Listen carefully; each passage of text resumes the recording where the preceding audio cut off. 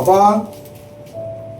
Pen ತೆಗೆದುಕೊಳ್ಳಿ, ಬುಕ್ಕಲ್ಲಿ ಬರೆದುಕೊಳ್ಳಿ, ಬೈಬಲಲ್ಲಿ ಇದ್ರೆ ಅಲ್ಲಿ ಟಿಕ್ ಮಾಡ್ಕೊಳ್ರಿ. ಬರೋ ಕಾಲದ ಸುವಾರ್ತಿಕರು ನೀವಲ್ಲ. ಯಾಕೆ ಹೇಳು? ಲೋಕವೆಲ್ಲ ಸಂಪಾದನೆ ಮಾಡಿ ಮನೆ ಕಟ್ಟಿ ಕಾರು ಬಂಗ್ಲಾ ಲಾಯಿಸಿ ಒಂದು ಆತ್ಮ ನಮ್ಮ ಕಣ್ಣು ಮುಂದೆನೆ ನಷ್ಟವಾದ್ರೆ ಅದರ ಲಾಭ ಏನು ನಿಮಗೆ? ದೇವರು ಕೇಳ್ತಾರೆ. ಮಾರ್ಕು 13ನೇ ಅಧ್ಯಾಯ 10ರಿಂದ 11 ವಾಕ್ಯ ಓದಿ. ಮೊದಲು ಎಲ್ಲಾ ಜನಾಂಗಗಳಿಗೆ, ಎಲ್ಲಾ ಜನ ಅಂದ್ರೆ ಚೆನ್ನಾಗಿ ಗಮನಿಸಿ, ನಾವು ನಮ್ಮವ್ರನ್ನೇ ಹುಡುಕಿ ಹೋಗೋಣ. ನಿನಗೆ ಯಾರು ಸಿಗ್ತಾರೋ ಅವ್ರಿಗೆ ಹೇಳು. ಕೇಳೋದು ಬಿಡೋದು, ಸ್ವೀಕರಿಸೋದು ಬಿಡೋದು ಅದು ದೇವರ ಕಾರ್ಯ, ಅಲ್ಲಿ ನಡೆಯುತ್ತೆ. ದೇವ್ರ ಚಿತ್ತ ಇದ್ರೆ ಅವ್ರ ರಕ್ಷಣೆ ಹೊಂದುತ್ತಾರೆ. ಇಲ್ಲಾಂದ್ರೆ ಸುವಾರ್ತೆ ಅವ್ರ ಒಳಗಡೆ ನೀನು ಹಾಕಿದ್ಯಾ. ಚೆನ್ನಾಗಿ ಗಮನಿಸಿ. ಒಂದು ಬೀಜನ ತಗೊಂಡೋಗಿ ಒಂದು ಮೈದಾನದಲ್ಲಿ ಬಿಸಾಕ್ಬಿಟ್ಟು ಹೋಗ್ಬಿಡ್ರಿ. ಒಂದು ಮೈದಾನದಲ್ಲಿ ಒಂದು ಬೀಜವನ್ನು ತೆಗೆದುಕೊಂಡು ಹೋಗಿ ಬಿಸಾಕ್ಬಿಟ್ಟು ಹೋಗ್ಬಿಡಿ.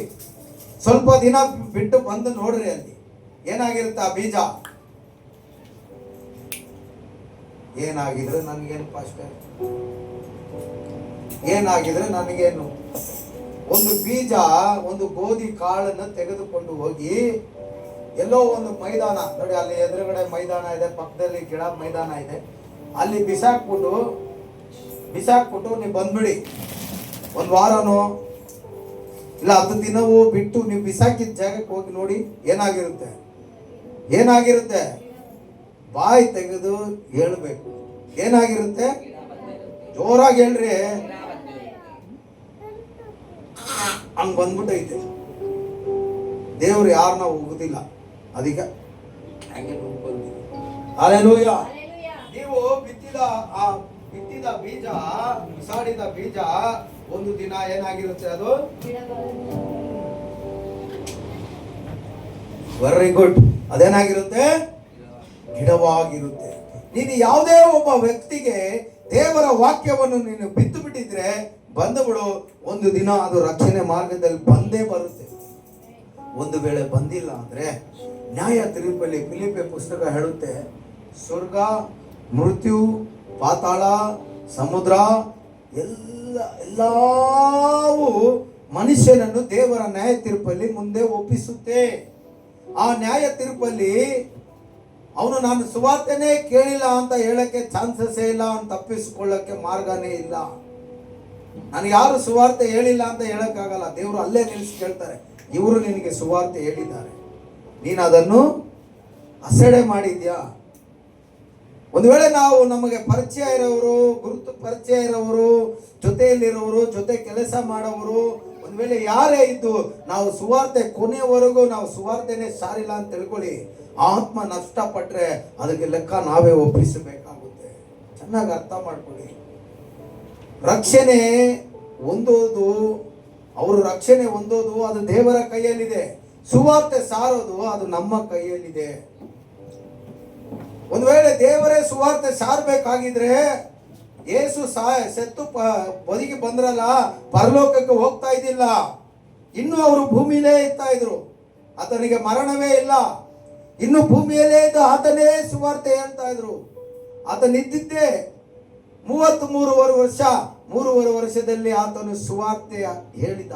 ಯೇಸು ಸುವಾರ್ತೆಯನ್ನು ಸಾರಿದ, ದೇವರ ಬಗ್ಗೆ ವಾಕ್ಯನ ಹೇಳ್ದ, ಅದ್ಭುತ ಮಾಡ್ದ, ಅತಿಶಯ ಮಾಡ್ದ, ದೇವರ ರಾಜ್ಯದ ಬಗ್ಗೆ ಎಲ್ಲ ಸುವಾರ್ತೆಯನ್ನು ಸಾರಿ, ಆ ಸುವಾರ್ತೆ ಸಾರುವ ಕೆಲಸವನ್ನು ಆತನು ತಿಳಿದುಕೊಂಡಂತ 12 ಮಂದಿ ಶಿಷ್ಯರಿಗೆ ಆ ಸುವಾರ್ತೆಯನ್ನು ದೇವರು ಕೊಟ್ಟು, ನಾನು ಹೋಗ್ತಾ ಇದ್ದೀನಿ, ನೀವು ಇದನ್ನು ಮುಂದುವರಿಸಿ.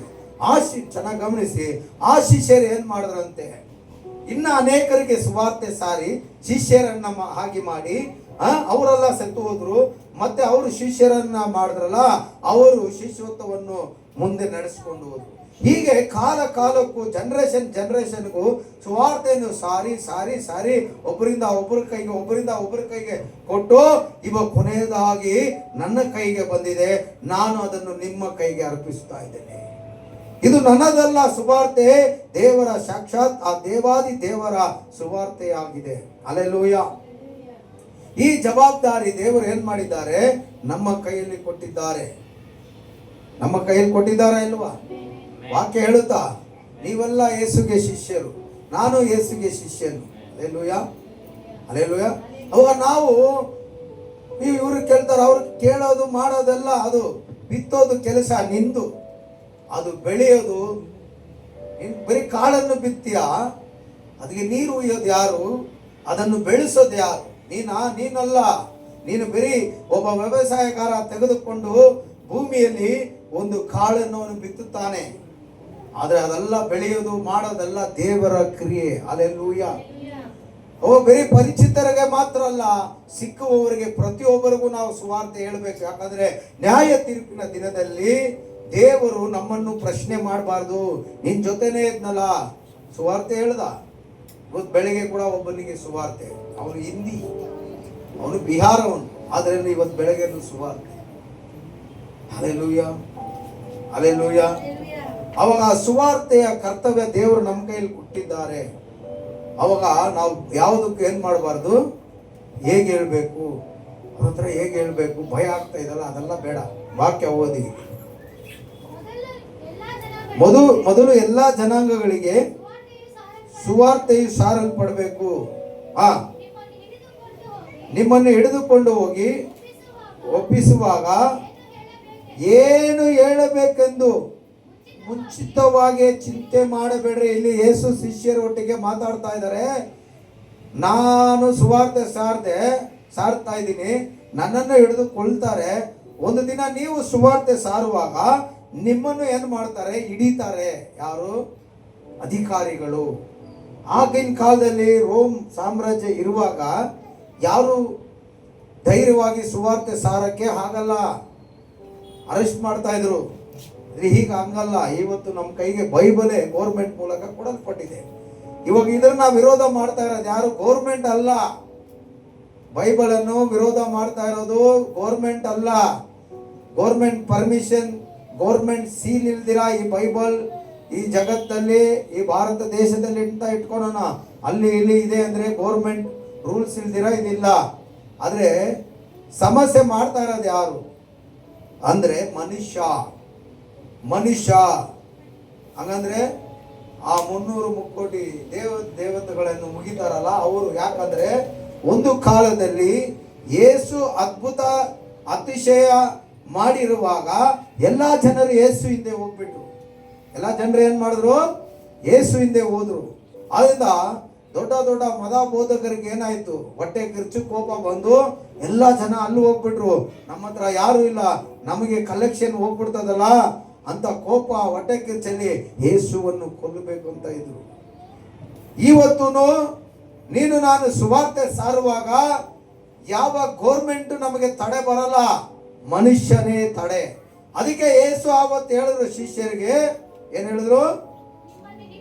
ನಿಮ್ಮನ್ನು ಹಿಡ್ಕೊಂಡು ಹೋಗುವರು, ಒಪ್ಪಿಸುವಾಗ, ಅಲ್ಲಿ ಹಿಡ್ಕೊಂಡು ಹೋಗು ನಿಲ್ಲಿಸುವಾಗ ನೀವು ಭಯಪಟ್ಟು ಏನ್ ಮಾತಾಡ್ಬೇಕಂತ ಗೊತ್ತಿಲ್ದಿರ ಕಳವಳ ಪಡಬೇಡಿ, ಚಿಂತೆ ಮಾಡಬೇಡಿ.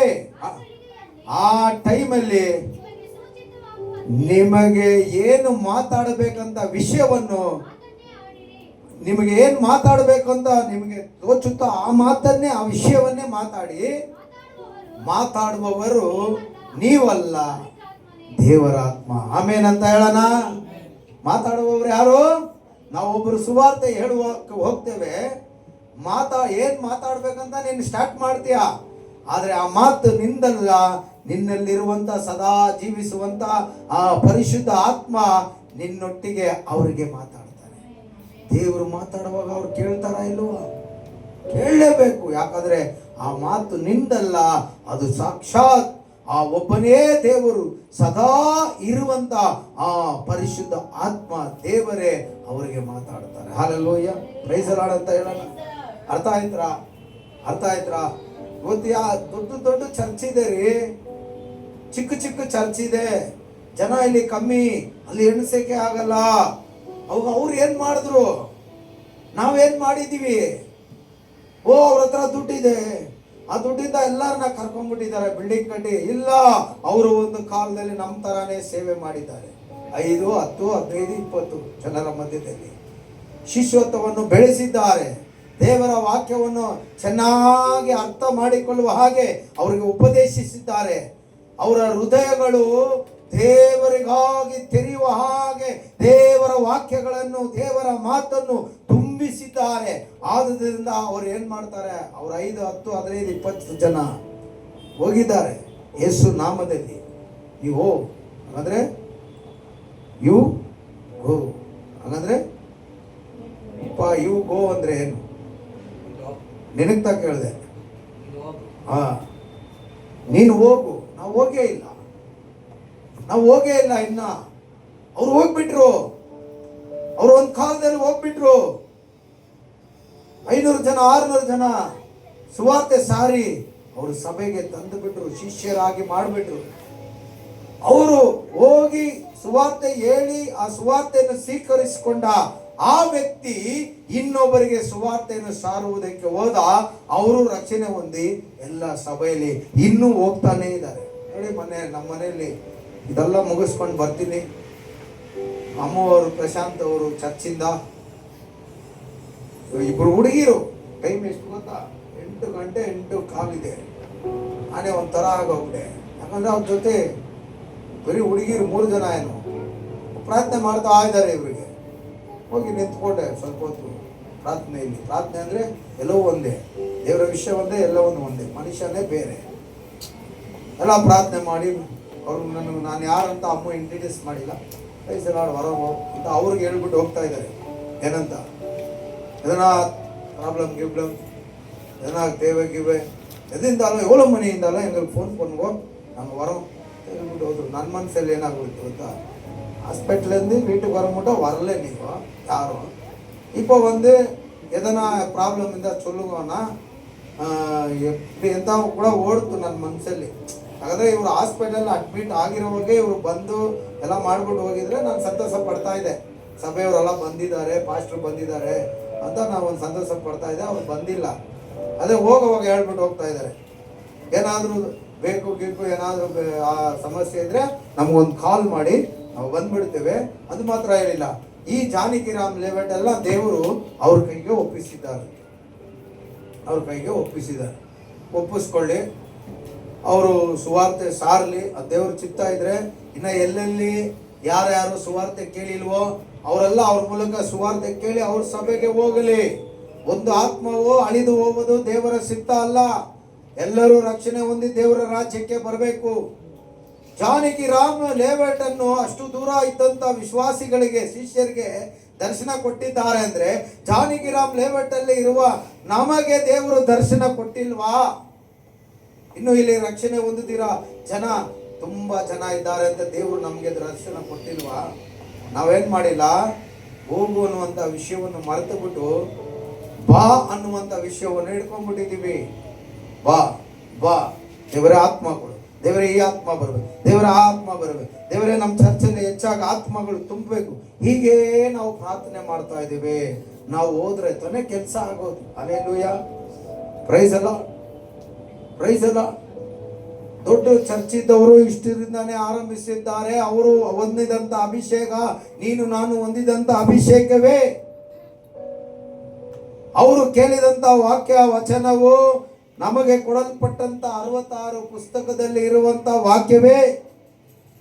ಅವರು ಮಾಡುವಂತ ಆರಾಧನೆಯು ನೀನು ನಾನು ಮಾಡುವಂತ ದೇವರ ಆರಾಧನೆನೇ. ಹಲ್ಲೆಲೂಯಾ. ಅಲ್ಲಿ ಹೆಚ್ಚಿತು, ಇಲ್ಲಿ ಕಡಿಮೆ ಆಯಿತು ಅಂದ್ರೆ ಕಾರಣ ನಮ್ಮ ಶಿಷ್ಯತ್ವ ಏನಾಗಿದೆ, ಬಿದ್ದು ಹೋಗಿದೆ. ಹಲ್ಲೆಲೂಯಾ.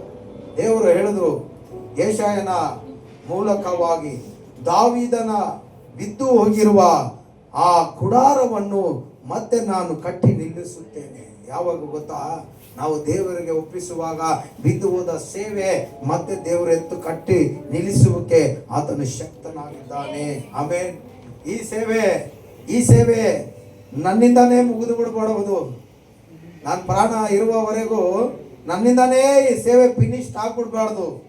ಮತ್ತೊಬ್ಬ ಸೇವಕ ಇಲ್ಲಿ ನಿಲ್ಲಬೇಕು. ಹಲ್ಲೆಲೂಯಾ. ಮತ್ತೊಬ್ಬ ಸೇವಕ ಇಲ್ಲಿ ಇರಬೇಕು. ನಾನು ಎಷ್ಟು ದಿನ ಬದುಕಕ್ಕಾಗುತ್ತೆ? ಇವಾಗ ಸ್ವಲ್ಪ BP ಜಾಸ್ತಿ ಆಗ್ತಾ ಐತೆ, ಹೃದಯ ಸ್ವಲ್ಪ ನೋವ್ತಾ ಐತೆ. ಎಷ್ಟು ವರ್ಷ ಇನ್ನ ಬದುಕಿರ್ಬೋದು, ಯಾವುದೋ ಒಂದು ರೀತಿಯಲ್ಲಿ ನಾನು ಪ್ರಾಣ ಬಿಡಲೇಬೇಕು. ಅವಾಗ ನನ್ನಷ್ಟಿಗೆ ಈ ಸೇವೆ ನಿಂತು ಹೋಗ್ಬಾರ್ದು. ಇಲ್ಲಿ ಇನ್ನೊಬ್ಬ ಸೇವಕ ಬರಬೇಕು, ಆ ಸೇವಕ ಇನ್ನೊಬ್ಬ ಸೇವಕನನ್ನು ಎಬ್ಬರಿಸಬೇಕು. ಆತ್ಮ ಇಷ್ಟರಲ್ಲೇ ಈ ಸಭೆ ಮುಗಿದೋಗ್ಬಿಡ್ಬಾರ್ದು. ಬ್ರಾಂಚ್ ಚರ್ಚ್ಗಳು ತೆರೆಯಲ್ಪಡಬೇಕು. ನೋಡಿ, ಯೇಸು ನಾಮದಲ್ಲಿ ಓದೆ, ನಾನು ಪಾಸ್ಟಮ್ಮ ಓದ್ರಿ. ಇವತ್ತು 2 ಕಡೆ ಅವರು ಬರಲೇಬೇಕಂತ ನಮ್ಮನ್ನು ಕರೆದಿದ್ದಾರೆ. ಒಂದು ಬಾಣಸೋಡಿಗೆ, ಇನ್ನೊಂದು ಹೊಸಕೋಟೆಗೆ. ನೀವು ಬರಲೇಬೇಕು ಪಾಸ್ಟರ್. ಇವಾಗ ನಾವು ಅಷ್ಟು ದೂರ ಇದೆ, ಅಯ್ಯೋ ಭಾನುವಾರ ಇಲ್ಲೇ ಆರಾಧನೆ ನಡೆಸಿ ಟಯರ್ಡ್ ಆಗ್ಬಿಟ್ಟಿದ್ದೀವಿ, ಇನ್ನು ಸಾಯಂಕಾಲವರೆಗೆ ಹೋಗ್ಬೇಕಾ, ಈ ರೀತಿ ನಾವು ಯೋಚನೆ ಮಾಡುವುದಾದರೆ ಇನ್ನು ನಾವು ಗೂಂಡು ಚಟ್ಟಿಯಲ್ಲೇ ಏನ್ ಮಾಡ್ತಾ ಇರ್ಬೇಕು? சொல்லுங்க சொல்லுங்க.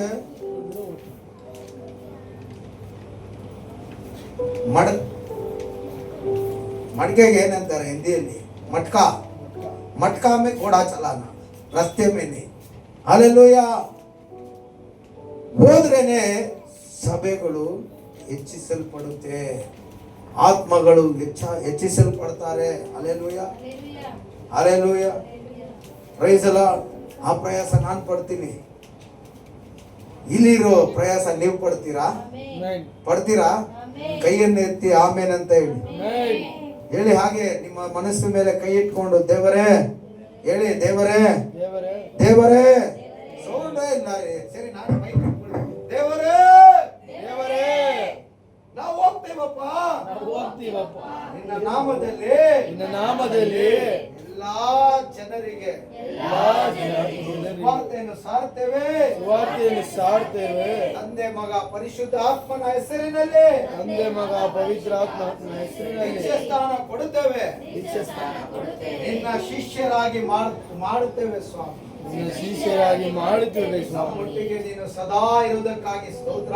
ನಮ್ಮೊಟ್ಟಿಗೆ ಸದಾ ಇರುವುದಕ್ಕಾಗಿ ಆಮೆನ್. ಅರಿಕೆ ಮಾಡಿದ್ದೀರಾ ಇಲ್ಲ? ಇಬ್ಬರು ಮನುಷ್ಯರು ಮಾತಾಡುವಾಗ ಚೆನ್ನಾಗಿ ಗಮನಿಸಿ. ಇಬ್ಬರು ಮನುಷ್ಯರು ಮಾತನಾಡ್ತಾ ಇರುವಾಗ ಪರಲೋಕದಲ್ಲಿ ಇದ್ದಂತ ದೇವರು ಅವರನ್ನು ಗಮನಿಸುತ್ತಾ ಇದ್ದಾನೆ ಅಂತ ವಾಕ್ಯ ಹೇಳುತ್ತೆ. ಅವರನ್ನು ಗಮನಿಸಿ ಆತನಲ್ಲಿ ಇರುವಂತ ಜ್ಞಾಪದ ಪುಸ್ತಕದ ಒಂದು ಪುಸ್ತಕದಲ್ಲಿ ಈ ವಿಷಯವನ್ನು ಆತನು ಬರೆದು ಬಿಟ್ನು. ಆಮೇಲೆ ಬರ್ದ್ರಾ ಇಲ್ವಾ? ವಾಕ್ಯ ಇದೆಯಾ ಇಲ್ವಾ? ವಾಕ್ಯ ಇದೆಯಾ? ಎಲ್ಲಿದೆ? ಮಲಕಿ 3ನೇ ಅಧ್ಯಾಯ ತೆಗೆದುಕೊಳ್ಳ್ರಿ. ಯಾವುದು? ಮಲಕಿಯ ಪುಸ್ತಕ 3ನೇ ಅಧ್ಯಾಯ ತಗೊಂಡ್ರ? 16 ಓದಿ. 3:16 ಅದ್ರ ಮೇಲೆ ಬೆರಳಿರ್ಲಿ. ಮಲಕಿ 3:16 ಮೇಲೆ ಬೆರಳಿರ್ರಿ. ಬೆರಳು ಇಡೋದು ಮಾತ್ರ ಅಲ್ಲ, ಒಬ್ರು ಓದ್ತಾರೆ, ನಿಮ್ಮ ಮನಸ್ಸಲ್ಲಿ ನೀವು ಓದಿ. ಓದಿ. ಇಂಥ ಮಾತುಗಳನ್ನು ಕೇಳಿ. ಎಂಥ ಮಾತು? ನನ್ನ ನೋಡ್ಬೇಕು. ಇವಾಗ ನಾನು ಹೇಳುವಾಗ ಬೈಬಲ್ ಅನ್ನು ನೋಡಿ, ನಾನು ಮಾತಾಡುವಾಗ ನನ್ನನ್ನು ನೋಡಿ. ಇಂಥ ಮಾತುಗಳು. ಎಂಥ ಮಾತು? ಇವಾಗ ನಾವು ಅರಿಕೆ ಮಾಡಿದ್ರಿ, ನಾವು ಹೊರಟು ಹೋಗ್ತೇವೆ, ಸಕಲ ಜನರಿಗೆ ಸುವಾರ್ತೆಯನ್ನು ಸಾರುತ್ತೇವೆ, ತಂದೆ ಮಗ ಪರಿಶುದ್ಧ ಆತ್ಮನ ಹೆಸರಿನಲ್ಲಿ ದೀಕ್ಷಾಸ್ಥಾನ ಕೊಟ್ಟು ನಿನ್ನ ಶಿಷ್ಯರಾಗಿ ಮಾಡ್ತೇವೆ, ನೀನು ನಮ್ಮೊಟ್ಟಿಗಿರುವುದಕ್ಕಾಗಿ ಸ್ತೋತ್ರ. ಇಂಥ ಮಾತುಗಳನ್ನು ಓದಿ ಕೇಳಿ ಯೆಹೋವನ ಭಕ್ತರು ಒಬ್ಬರಿಗೊಬ್ಬರು ಮಾತನಾಡುತ್ತಾ ಇರುವಾಗ ದೇವರು ಕಿವಿಗೊಟ್ಟು ಆಲಿಸಿ ಭಯಭಕ್ತಿಯಿಂದ ತನ್ನ ನಾಮ ಸ್ಮರಣೆಯನ್ನು ಮಾಡುವವರ ಹೆಸರುಗಳನ್ನು ತನ್ನ ಮುಂದೆ ಜ್ಞಾಪಕದ ಪುಸ್ತಕದಲ್ಲಿ ಬರೆಸಿದನು. ಚೆನ್ನಾಗಿ ಗಮನಿಸಿ, ದೇವರ ಮಾತು ಸುಳ್ಳಾಗಲ್ಲ. ನೋಡಿ, ದೇವರ ರಾಜ್ಯದಲ್ಲಿ ಪುಸ್ತಕಗಳಿವೆ. ನಿತ್ಯ ಜೀವಕ್ಕೆ ಹೋಗುವ ಒಂದು ಪುಸ್ತಕ ಇದೆ. ಆ ಪುಸ್ತಕದಲ್ಲಿ ಯಾರ ಹೆಸರೆಲ್ಲ ಬರೆದಿದ್ದೋ ಅವರು ಮಾತ್ರ ನಿತ್ಯ ಜೀವಕ್ಕೆ ಹೋಗ್ತಾರೆ ಅಂತ ವಾಕ್ಯ ಹೇಳುತ್ತೆ. ಇನ್ನು ಪುಸ್ತಕಗಳಿದೆ. ಇನ್ನು ಕೆಲವೊಂದು ಪುಸ್ತಕ ಮನುಷ್ಯರು ಮಾತನಾಡುವಂತ ವಿಷಯವನ್ನು ಜ್ಞಾಪಕವಾಗಿ ಇರಬೇಕಂತ ಜ್ಞಾಪಕ ಮೆಮರಿ ಪುಸ್ತಕ ಅಂತ ಹೇಳುತ್ತೆ, ಮೆಮರಿ ಬುಕ್ಸ್ ಅಂತ ಹೇಳುತ್ತೆ. ಅದರಲ್ಲಿ ಬರೆದಿರ್ತಾರೆ ದೇವರು. ಯಾಕೆ ದೇವರಿಗೆ ಮೆಮರಿ ಇಲ್ವಾ? ದೇವರಿಗೆ ಜ್ಞಾನ ಇಲ್ವಾ? ಜ್ಞಾಪಕ ಇರಲ್ವಾ? ದೇವರಿಗಿದೆ. ಒಂದು ದಿನ ನೀನು ನಾನು ಅಲ್ಲಿ ಹೋಗುವಾಗ ನಾವು ಮರೆತಿರ್ತೇವೆ. ಯಾಕಂದ್ರೆ ಇವತ್ತು ಕೊಡ್ತಾ ಇರುವಂತ ವಾಕ್ಯ ಉಪದೇಶ ಬರವಾರ ಕೇಳಿದ್ರೆ ನೀವೇ ಮರೆತು ಬಿಟ್ಟಿರ್ತೀರಾ. ಇನ್ನು ನಾವು ಹೋಗಕ್ಕೆ ಎಷ್ಟು ವರ್ಷ ಆಗುತ್ತೋ ಈ ವಿಷಯನ ನೀವು ಹಾಗೆ ಜ್ಞಾಪನ ಇಟ್ಟಿರ್ತೀರಾ. ಆದ್ರೆ ಜ್ಞಾನವುಳ್ಳ ದೇವರು ತನ್ನ ಮುಂದೆ ಇರುವಂತ ನಿಮಗೆ ಜ್ಞಾಪಿಸುವಂತ ಪುಸ್ತಕದಲ್ಲಿ ಈ ವಿಷಯ ಬರೆದಿಟ್ಬಿಟ್ರು. ನೀನು ಮಾಡಿದ್ರೆ ಸರಿ, ಇವಾಗ ವರ್ಕೆ ಮಾಡಿರೋ ವಿಷಯ ನೀನು ಮಾಡಿದ್ರೆ ಸರಿ, ನೀನು ಮಾಡಿಲ್ಲ ಅಂದ್ರೆ ನಿನಗೆ ಮತ್ತೆ ರಿವೆಂಡ್ ಮಾಡಿ ತೋರಿಸುವುದಕ್ಕಾಗಿ ಆ ಜ್ಞಾಪಕದ ಪುಸ್ತಕದಲ್ಲಿ ನೀನು ಏನು ಆರೈಕೆ ಮಾಡಿದೋ ಅದನ್ನ ಬರೆದು ನಿನಗೆ ತೋರಿಸ್ತಾರೆ. ಅಮ್ಮ, ಒಂದು ದಿನ 2026ನೇ ವರ್ಷದಲ್ಲಿ ಭಾನುವಾರ ಬೆಳಗ್ಗೆ ಸಬ್ಬತ್ ದಿನದಲ್ಲಿ ನಿನಗೆ ಪಾಸ್ಟರ್ ಜೋಸೆಫ್ ಬೋಧನೆ ಮಾಡ್ತಾ ಇರುವ ದಿನದಲ್ಲಿ ಆ ಸಮಯದಲ್ಲಿ ಒಂದು ಹರಕೆ ಮಾಡಿದ್ರೆ ಗೊತ್ತಾ ಸಹೋದರ ಸಹೋದರಿ ಕೇಳುವಾಗ 2020 ಯಾವ ಭಾನುವಾರ? ಅದೇ ರಾವ್ ಭೋಜನ ಆರಾಧನೆ ಭಾನುವಾರನ, ಇಲ್ಲ ಬರ್ತಡೇ ಫಂಕ್ಷನ್ ಇತ್ತಲ್ಲ ಹೆಸರಿಟ್ರಲ್ಲ ಮಗುಗೆ ಆ ಭಾನುವಾರನ ಅಂತ ನೀನು ಕೇಳುತ್ತೆ ಅಂತ ದೇವ್ರಿಗೆ ಚೆನ್ನಾಗಿ ಗೊತ್ತಿದೆ. ಅದಕ್ಕೆ ನೋಡಮ್ಮ, ಆ ಭಾನುವಾರ ಅಲ್ಲ, 2026ನೇ ವರ್ಷದಲ್ಲಿ ಜುಲೈ 19ನೇ ದಿನದ ಭಾನುವಾರದಂದು ಆ ಸಮಯ ಕೂಡ ದೇವರು ಹೇಳಿ ಅವತ್ತು ನೀನು ಅರಕೆ ಮಾಡ್ದಲ್ಲ, ಇಲ್ಲಿಯವರೆಗೂ ಆ ಅರಕೆಯನ್ನು ಕಟ್ಟದ, ಆ ಅರಕೆಯನ್ನು ಸರಿಪಡಿಸ್ದ, ಆ ಅರಕೆ ಪ್ರಕಾರ ನಡೆದುಕೊಂಡ ಅಂತ ಅಲ್ಲಿ ಕೇಳುವವರಾಗಿರ್ತಾರೆ. ಅರಕೆ ಮಾಡುವುದು ದೊಡ್ಡ ವಿಷಯವೇ ಅಲ್ಲ. ಅರಕೆ ಪ್ರಕಾರ ನಾವು ಏನ್ ಮಾಡಬೇಕು? ವಾಕ್ಯ ಹೇಳುತ್ತಾ ಅರಕೆಯ ಪ್ರಕಾರ ನಡೆದುಕೊಳ್ಬೇಕಂತ ವಾಕ್ಯ ಹೇಳುತ್ತಾ. ಯಾವ ವಾಕ್ಯ? ಇದ್ಯಾವುದು? ಪ್ರಸಂಗಿ. ಇದ್ಯಾವುದು? ಮಲಕಿ. ನಾವು ಪ್ರಸಂಗಿಗೆ ಬರೋಣ. ಎಲ್ಲಿದೆ ಅದು? ಪ್ರಸಂಗಿಗೆ ಬನ್ನಿ. ಜ್ಞಾನೋಕ್ತಿಗಳ ಪಕ್ಕದಲ್ಲಿ ಪ್ರಸಂಗಿ 5ನೇ ಅಧ್ಯಾಯ ತೆಗೆದುಕೊಂಡ್ರ? 5ನೇ ಅಧ್ಯಾಯ 4ನೇ ವಾಕ್ಯ ನಮ್ಮ ಮಧ್ಯದಲ್ಲಿರುವ ಉನ್ನತ ಪುರುಷ ನಮ್ಮ ಅಪ್ಪು ಓದುತ್ತಾರೆ ಇಂಗ್ಲಿಷಲ್ಲಿ. ಉನ್ನತ ಪುರುಷ ಪ್ರಸಂಗಿ chapter 5 verse 4. My lover tried to unlatch the door and my heart thrilled within me. ಓದ್ಬಿಟ್ರಾ? ಒಂದೇ ವಾಕ್ಯ ಆಯ್ತಾ? I jumped up to 4, 5 ಎರಡು ಓದಬೇಕು. I jumped up to open the door for my love and my hands dripped with perfume. My fingers dipped with the lovely grain and pulled back to the point. 4, 5 ಓದ್ಬಿಟ್ರಿ. ಇವಾಗ ಕನ್ನಡಲ್ಲಿ ಒಬ್ರು ಓದಿ. ನೀನೇ ಓದು. Kannada ನಾನಿಂದು English. ಕನ್ನಡಲ್ಲ ಒಬ್ರು ಓದಿ. ನೀವು ಓದೋರು ಬೈಬಲ್ ಇಟ್ಕೊಂಡಿರೋರು ಬೆರಳು ಇಟ್ಕೊಂಡು ಮನಸ್ಸಲ್ಲಿ ಓದ್ಕೊಳ್ರಿ. ಚೆನ್ನಾಗ ನೋಡಿ. ನೀನು ದೇವರಿಗೆ ಅರಿಕೆಯನ್ನು ಕಟ್ಟಿದರೆ ಅದನ್ನು ತೀರಿಸಲು ತಡೆ ಮಾಡಬೇಡ. ಇವಾಗ ದೇವರ ಸಮ್ಮುಖದಲ್ಲಿ ನೀವು ನಾನು ಏನ್ ಮಾಡಿದ್ದೇವೆ? ನನ್ನನ್ನು ಸೇರಿಸಿ ನಾನು ಹೇಳ್ತಾ ಇದ್ದೇನೆ. ನಾನು ಮಾತ್ರ ಏನು ದೊಡ್ಡ ಇವನಲ್ಲ, ನನ್ನನ್ನು ಸೇರಿಸಿ. ಯಾಕಂದ್ರೆ ಡ್ರೈವರ್ ಫಸ್ಟ್ ಒಬ್ಬ ಕಾರ್ ಕಲಿಬೇಕಾದ್ರೆ ಆ ಕಾರು ಕಲಿಸುವ ಡ್ರೈವರ್ ಫಸ್ಟ್ ಅವನು ಕಲ್ತಿರ್ಬೇಕು ಅಲ್ವಾ? ನಾನು ಕಲಿದಿರಾ, ನಿನಗೂ ಗೊತ್ತಿಲ್ಲ, ತಗೊಂಡೋದ್ರೆ ಏನಾಗುತ್ತೆ? ಇಬ್ರು ಆಕ್ಸಿಡೆಂಟ್ ಆಗ್ಬಿಡ್ತೀವಿ. ಅದನ್ನ ಫಸ್ಟ್ ನಾನು ಕಲಿಬೇಕು, ಮತ್ತೆ ನಿಮಗೆ ಕಲಿಸ್ಬೇಕು. ನನ್ನನ್ನು ಸೇರಿಸ್ಕೊಂಡು ನಾನು ಹೇಳ್ತಾ ಇದ್ದೇನೆ, ನಾವು ದೇವರಿಗೆ ಅರಿಕೆಯನ್ನು ಕಟ್ಟಿದರೆ ಅದನ್ನು ತೀರಿಸಲು ತಡಮಾರಬಾರದು. ಇವತ್ತು ದೇವರ ಸಮ್ಮುಖದಲ್ಲಿ ನಾವೆಲ್ಲ ಅರಿಕೆಯನ್ನು ಕಟ್ಟಿದ್ದೇವಾ ಇಲ್ವಾ? ಅದನ್ನು ತೀರಿಸಕ್ಕೆ ಎಷ್ಟು ಜನರ ಹೃದಯ ತವಕ ಪಡ್ತಾ ಇದೆ. ನಾವು ತಿಳ್ಕೊಳ್ತೀವಿ, ಭಾನುವಾರ ನಮ್ಮ ಆರಾಧನೆ ಮಾಡಿ ಆ ದೇವರ ವಾಕ್ಯ ಕೇಳಿ ಪ್ರಾರ್ಥನೆ ಕೀರ್ತನೆ ಎಲ್ಲ ಮಾಡಿ ಕಾಣಿಕೆ ದಶಮ ಭಾಗ ಕೊಟ್ಟು ಆಶೀರ್ವಾದ ಹೊಂದಿಕೊಂಡು ಹೊಂದಿಕೊಂಡ್ಬಿಟ್ರೆ ಇಷ್ಟೇ ನಮ್ಮ ಕೆಲಸ ಅಂತ ನಾವು ತಿಳ್ಕೊಂಡಿದ್ದೀವಿ. ಖಂಡಿತ ಇದು ಇಲ್ಲವೇ ಇಲ್ಲ. ಆದಿ ಅಪೊಸ್ತಲರು ಭಾನುವಾರ ಆರಾಧನೆ ಮುಗಿಸಿ ಅವ್ರು ಏನ್ ಮಾಡ್ತಾ ಇದ್ರು ಗೊತ್ತಾ? ಆರಾಧನೆ ಆಗಿದ ತಕ್ಷಣ ಸ್ವಲ್ಪ ತಿಂಡಿ ಗಿಂಡಿ ಅವ್ರು ತಕೊಂಡ್ಬಂದು ತಿಂದುಬಿಟ್ಟು ಮತ್ತೆ ಅವರು ಸೇವೆಗೆ ಹೋಗ್ತಾ ಇದ್ರಂತೆ. ಮತ್ತೆ ಏನು, ಅವಾಗ ಅವ್ರ ಸೇವೆ ಆರಂಭ ಅಂತೆ. ಮತ್ತೆ ಅವರು ಸೇವೆಗೆ ಹೋಗಿ ಸುವಾರ್ತೆ ಸಾರ್ತಾ ಇದ್ರು. ಆ ಸುವಾರ್ತೆನೆ ಇಡೀ ಜಗತ್ತಿಗೆ ಸಾರಲ್ಪಟ್ಟಿದೆ. ಆದ್ರೆ ಮಧ್ಯದಲ್ಲಿ ಏನಾಗಿದೆ ಗೊತ್ತಾ?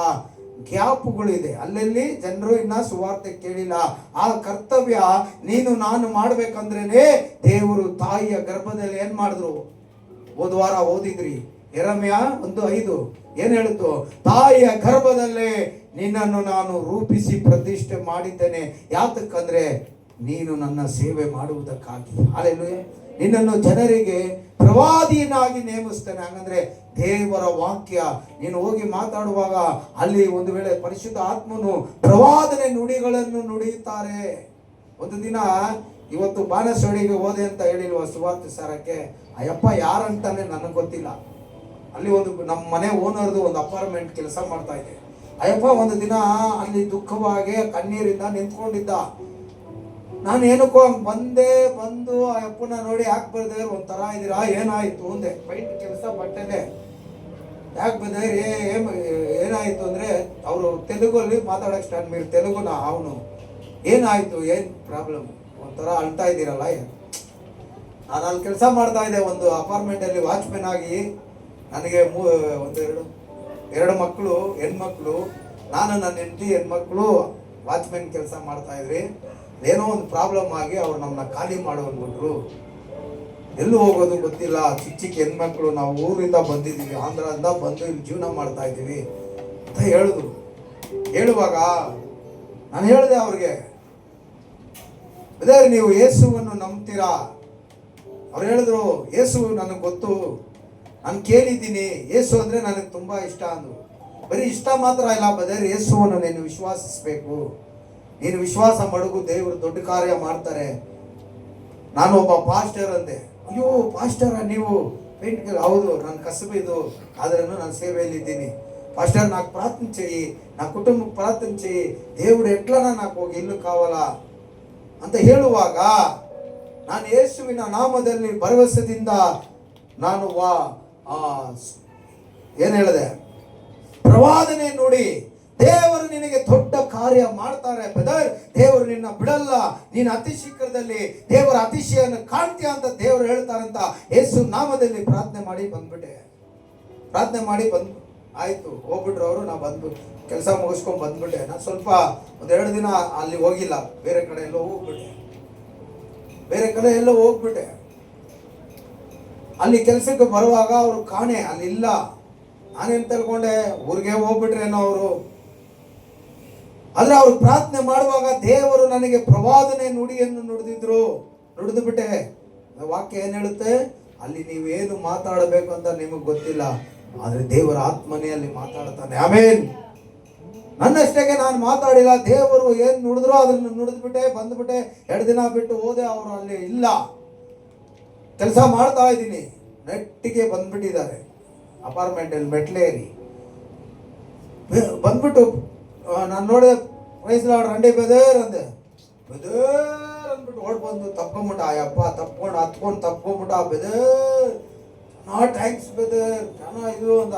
ಏನಕ್ಕೆ ಅಂದೆ, ಬೆದರ್ ಲಾಸ್ಟ್ ಅಪಾರ್ಟ್ಮೆಂಟ್ ಇದೆ ನೋಡಿ ಬೆದರ್, ಆ ಓನರೇ ನನ್ನ ಕರೆದ್ಬಿಟ್ಟು ಇಲ್ಲಿ ಕೆಳಗಡೆ ಒಂದು ರೂಮ್ ಕಟ್ಕೊಂಡು ಇಲ್ಲಿ ಗೇಟ್ಗೆ ನೀನು ವಾಚ್ಮೆನ್ ಆಗಿರು ಅಂತ ಹೇಳಿ ನನಗೆ ರೂಮು ಕೊಟ್ಟು ಕಟ್ತಾ ಇದ್ದೀನಿ. ಇವಾಗ ನಮಗೆ ಇರೋ ಜಾಗನೂ ಕೊಟ್ಟು, ಕೆಲಸನೂ ಕೊಟ್ಟು, ಸಂಬಳನೂ ಕೊಟ್ಟಿದ್ದಾರೆ ಬೆದರ್.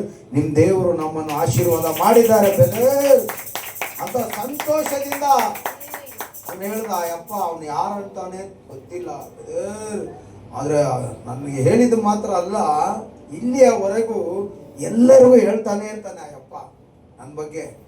ನನಗೆ ಹೆಮ್ಮೆ ಬೇಡ, ನನ್ನೊಟ್ಟಿಗೆ ವಾಗ್ದಾನ ನೋಡಿದ ದೇವರಿಗೆ ಮಹಿಮೆ ಉಂಟಾಗಲಿ. ಅಯ್ಯಪ್ಪ ಹೇಳೋದು ನಾನು, ನನ್ನ ಹೆಮ್ಮೆ ಪಡಿಸ್ಬೇಡ.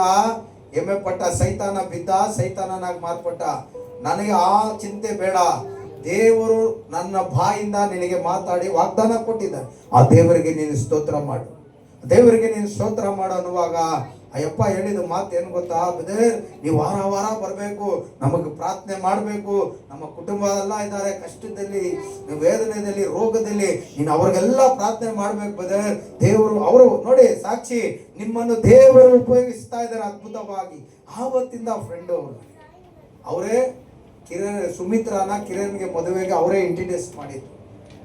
ನೋಡಿದ್ರಾ, ನಾವೊಂದು ಒಳ್ಳೇದು ಮಾಡಿದ್ರಿ, ದೇವರು ಅವ್ರ ಮೂಲಕ ಒಳ್ಳೇದನ್ನೇ ಮಾಡಿದ್ದಾರೆ. ಆಮೇಲೆ ಆಮೇಲೆ ಅಂತ ಹೇಳಿ ನಾವೊಂದು ಒಳ್ಳೇದು ಮಾಡಿದ್ರಿ, ಧೈರ್ಯವಾಗಿ ಹೋಗಿ ಯೇಸು ನಾಮದಲ್ಲಿ ಅವ್ರಿಗೆ ಪ್ರಾರ್ಥನೆ ಮಾಡಿ ಸುವಾರ್ತೆಯನ್ನು ಸಾರಿದ್ರಿ, ದೇವರು ನಮಗೆ ಮತ್ತೆ ಒಂದು ಒಳ್ಳೆ ಕಾರ್ಯವನ್ನು ಅವರ ಮೂಲಕ ಮಾಡಿದ್ದಾರೆ. ಆರಂಭದಲ್ಲಿ ಹೆಂಗ ಇತ್ತು ಅವರ ಫ್ಯಾಮಿಲಿ, ಆರಂಭದಲ್ಲಿ ಎಲ್ಲ ಬೇಸರ. ಅದರ ವಾಕ್ಯ ಹೇಳುತ್ತೆ, ಆರಂಭ ಅಲ್ಪವಾಗಿದ್ರು ಹೋಗ್ತಾ ಹೋಗ್ತಾ ಅಂತ್ಯವು ಸಂಪೂರ್ಣ. ಅವರತ್ತೆ ಇವತ್ತು ಸಂತೋಷ ಪಡ್ತಾರೆ ಅವನ ನೋಡಿ. ಅವನಿಗೊಂದು ಜವಾಬ್ದಾರಿ ಬಂದಿದೆ. ನಮ್ಮ ಯಜಮಾನರನ್ನ ತಾಯಿ ತಂದೆ ಹಾಗೆ ಭಾವಿಸ್ತಾನೆ. ಇವಾಗ 3 ವರ್ಷಕ್ಕೆ ಮುಂಚೆ 2 ವರ್ಷಕ್ಕೆ ಮುಂಚೆ ಅಯ್ಯೋ ಪಾಸ್ಟರ್ ಅದು ಬೇಡ ಬಿಡಿ, ಇವಾಗ ನಾನು ಸಂತೋಷವಾಗಿದ್ದೇನೆ. ಅಲ್ಲೆಲ್ಲೂಯ್ಯ. ಎಲ್ಲವೂ ದೇವರು, ಎಲ್ಲ ಕಾರ್ಯವೂ ದೇವರು ಬದಲಾಯಿಸುವವರಾಗಿರ್ತಾರೆ. ಅದಕ್ಕೆ ಮನುಷ್ಯನನ್ನು ಮಹಿಮೆ ಪಡಿಸ್ಬೇಡಿ, ದೇವರನ್ನು ಮಾತ್ರ ಮಹಿಮೆ ಪಡಿಸ್ಬೇಕು ನಾವು. ಆಮೇಲೆ ಆದ್ರಿಂದ ನಾವು ಕೂಡಿ ಅರಿಕೆ ಕಟ್ಟುವಾಗ ಆ ಅರಿಕೆ ಏನ್ ಮಾಡ್ಬೇಕಂತೆ, ತೀರಿಸಲು ನಾವು ಏನ್ ಮಾಡಬಾರ್ದು, ತಡ ಮಾಡಬಾರ್ದು. ಮತ್ತೆ ಆತನು ಮೂಢರಿಗೆ ಒಳಿಯನು, ನಿನ್ನ ಅರಿಕೆಯನ್ನು ಒಪ್ಪಿಸು, ನೀನು ಆರಿಸಿಕೊಂಡು ತೀರಿಸದೆ ಇರುವುದಕ್ಕೆ ಇಂಥ ಅರಿಕೆ ಮಾಡಿಕೊಳ್ಳದೆ ಇರುವುದೇ ಒಳ್ಳೆಯದು. ನೀನು ಅದು ಒಪ್ಪಿಸಿ ನೀನು ಮಾಡ್ದಿರ ಇರೋ ಬದಲು ಅದನ್ನ ನೀನು ಒಪ್ಪಿಸಲೇಬೇಡ, ಸೈಲೆಂಟ್ ಆಗಿದ್ಬಿಡು, ಪರವಾಗಿಲ್ಲ, ದೇವ್ರು ಏನು ಹೇಳಲ್ಲ. ಆದರೆ ನೀನು ಅರಿಕೆ ಮಾಡಿಬಿಟ್ರೆ ಅದನ್ನು ತೀರಿಸಕ್ಕೆ ನಾವೇನು ಮಾಡಬಾರ್ದು, ತಡೆ ಮಾಡಬಾರ್ದು. ದೇವರೇ ಸಭೆಗೆ ದಶಮ ಭಾಗ ಕೊಡ್ತೀನಿ, ನಿನಗೆ ಒಂದು 500 ರೂಪಾಯಿ ಸಂಬಳ ಇರುತ್ತೆ ಒಂದು ಕಾಲದಲ್ಲಿ, ನಾನು ಇದರಲ್ಲಿ ಒಂದು ದಶಮ ಭಾಗ ನಾನು ದೇವರ ಸಮಕ್ಕೆ ಕೊಡ್ತೇನೆ 100 ರೂಪಾಯಿ. 10ರಲ್ಲಿ 1 ಭಾಗ ಎಷ್ಟು, ನಾನು ಕಾಣಿಕೆ ಪ್ರಸಂಗ ಮಾಡ್ತಾ ಇಲ್ಲ, ಅರಿಕೆಯ ಬಗ್ಗೆ ಹೇಳ್ತಾ ಇದ್ದೀನಿ. 10ರಲ್ಲಿ 1 ಭಾಗ ಎಷ್ಟು, 10ರಲ್ಲಿ ಅದು 5 ಭಾಗ ಆಗೋಯ್ತು. ನೀನು ಕೆಲ್ಸಕ್ಕೆ ಹೋಗುವಾಗ 5 ಭಾಗ ತಂದು ಬೇಡ ಅಂದ್ರೆ ವಾಕ್ಯ ಹೇಳುತ್ತೆ, 10ರಲ್ಲಿ 5 ಭಾಗ ಕೂಡ ಇಸ್ರಾಯೇಲ್ ಜನರು ದೇವ್ರ ಸಮ್ಮುಖಕ್ಕೆ ತಂದ್ರು. ನೀನು ಕೆಲ್ಸಕ್ಕೆ ಹೋಗುವಾಗ 1 ಭಾಗ ಅಲ್ಲ, ನಾ 2 ಭಾಗ ದೇವ್ರ ಸಮ್ಮುಖಕ್ಕೆ ಕೊಡ್ತೀನಿ. ದೊಡ್ಡ ಚರ್ಚ್ ಕಟ್ಟೋಣ, ನೀವೆಲ್ಲ ಅಷ್ಟೇ ಕೆಲ್ಸಕ್ಕೆ ಹೋಗುವಾಗ ದೊಡ್ಡ 2ರಷ್ಟು 4ರಷ್ಟು ಭಾಗವನ್ನು ನಾನು ದೇವರ ಸಮ್ಮುಖಕ್ಕೆ ಕೊಡ್ತೀನಿ ಅಂತ ಬನ್ನಿ, ಸ್ವಂತ ಜಾಗ ಬೇರೆ ಕಡೆ ಇರಿಸಿ ದೊಡ್ಡ ಚರ್ಚನ್ನು ಕಟ್ಟೋಣ ಅವಾಗ. ಅಲ್ಲೆಲ್ಲೂಯ್ಯ. 10ರಲ್ಲಿ 1 ಭಾಗ ಅಂದರೆ ಒಂದೇ, 10 ರೂಪಾಯಿಗೆ 1 ರೂಪಾಯಿ, 500 ರೂಪಾಯಿಗೆ 100 ರೂಪಾಯಿ. ನೀನು ಒಂದು ಅರಿಕೆ ಮಾಡಿರ್ತೀಯ, ಆ 1 ಭಾಗ ಕೊಡ್ತೀನಿ, ನೀನು 100 ರೂಪಾಯಿ ಕೊಟ್ಕೊಂಡೇ ಬಂದೆ. ಇವಾಗ ಟಕ್ಕಂತ ನಿನಗೆ ಎಂಕರೇಜ್ ಆಗಿ ಕೆಲಸದ ಮೇಲೆ 1000 ರೂಪೀಸ್ ಸ್ಯಾಲ್ರಿ, 200 ಬಿದ್ದಿದೆ ನೀನು ದೇವರ ಸಮ್ಮುಖಕ್ಕೆ. ಇವಾಗ 1000 ಹೋಗಿ 5000 ಬಂತು, ನೀನೇನು ಮಾಡಿದೆ, 500 ಕೊಟ್ಟೆ. ಇವಾಗ 500 ಹೋಗಿ 10,000 ಬಂತು, 10,000 ಅರಿಕೆ ಪ್ರಕಾರ ಕೊಟ್ಟೆ.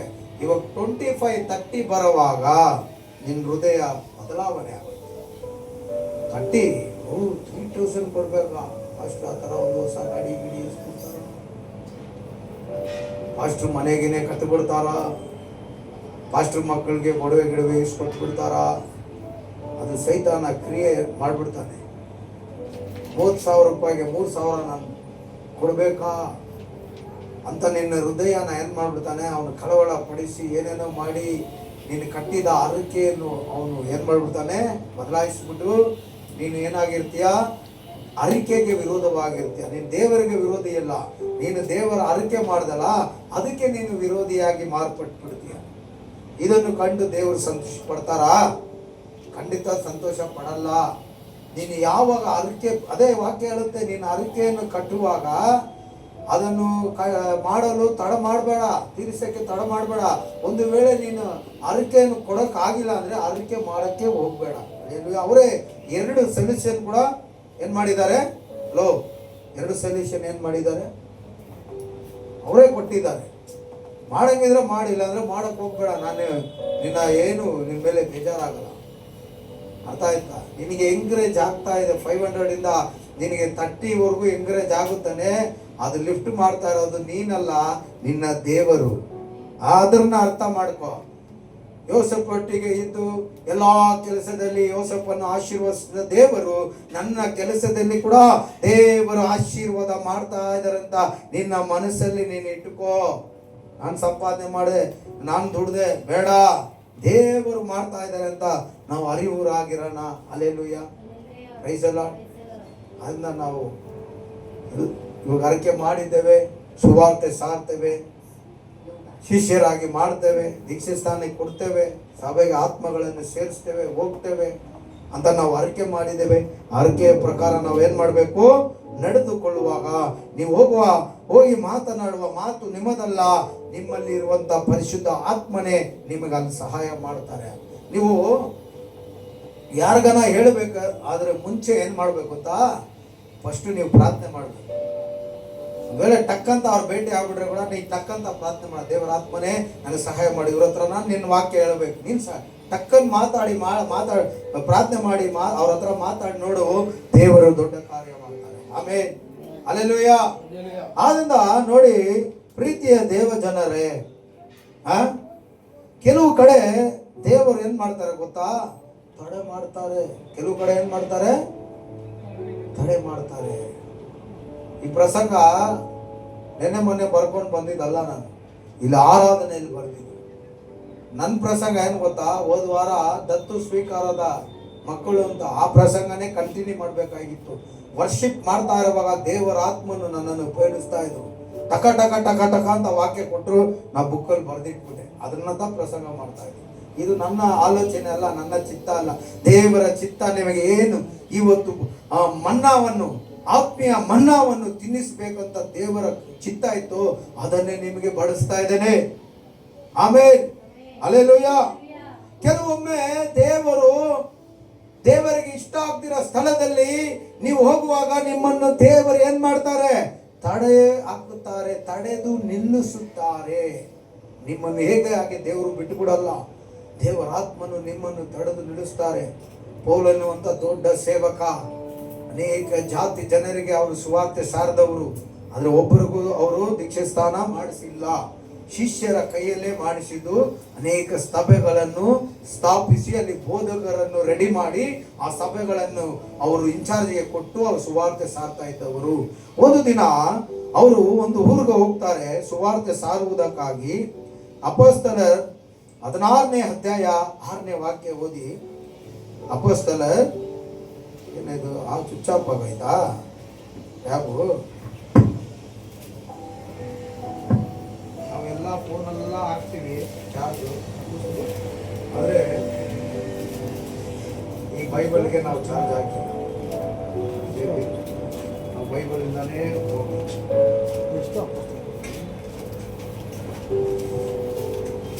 ಅಪೊಸ್ತಲರ್ 16ನೇ ಅಧ್ಯಾಯ 6ನೇ ವಚನವನ್ನ ನಾವು ಓದೋಣ.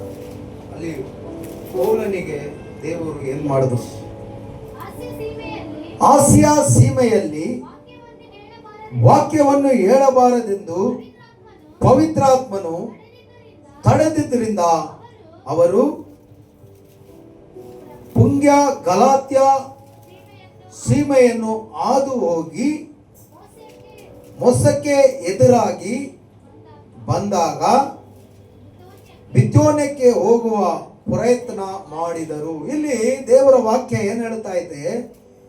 ಪೌಲು ಶೀಲ ಅಂದ್ರೆ ಲೇಡೀಸ್ ಅಲ್ಲ, ಅಲ್ಲಿ ಅದು ಒಬ್ಬ ಮನುಷ್ಯನನ್ನೇ, ಗಂಡಸನ್ನೇ ಸೂಚಿಸುತ್ತದೆ.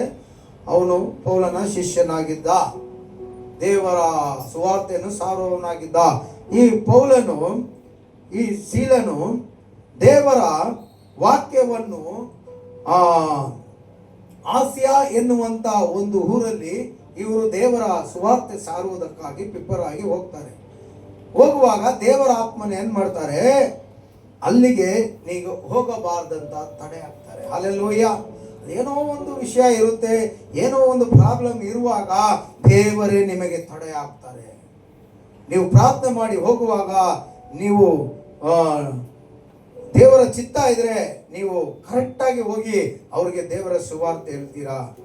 ಇಲ್ಲವಾದರೆ ದೇವರೇ ನಿಮಗೆ ಅಲ್ಲಿ ತಡೆ ಹಾಕಿ ಅಲ್ಲಿ ಹೋಗ್ಬಾರ್ದಂತ ದೇವರು ಏನ್ ಮಾಡ್ತಾರೆ? ನಿಮ್ಮನ್ನು ಕರ್ಕೊಂಡು ಬರ್ತಾರೆ. ಅದೇ ರೀತಿ ಪೌಲ ಶೀಲ ಆ ಆಸೆಯ ಸೀಮೆಗೆ ಸುವಾರ್ತೆ ಹೇಳುವುದಕ್ಕಾಗಿ ಹೋಗುವಾಗ ಪರಿಶುದ್ಧ ಆತ್ಮನು ದೇವರು ಅವರನ್ನು ತಡೆ ಹಾಕಿ ಅಲ್ಲಿ ಹೋಗ್ಬಾರ್ದು, ಪುಗ್ಯ ಗಲಾತ್ಯ ಸೀಮೆಯನ್ನು ಹಾದು ಹೋಗಿ ಮೊಸಕ್ಕೆ ಎದುರಾಗಿ ಬಂದಾಗ ಬೆಥೋನ್ಯಕ್ಕೆ ಹೋಗುವ ಪ್ರಯತ್ನ ಮಾಡಿದರು.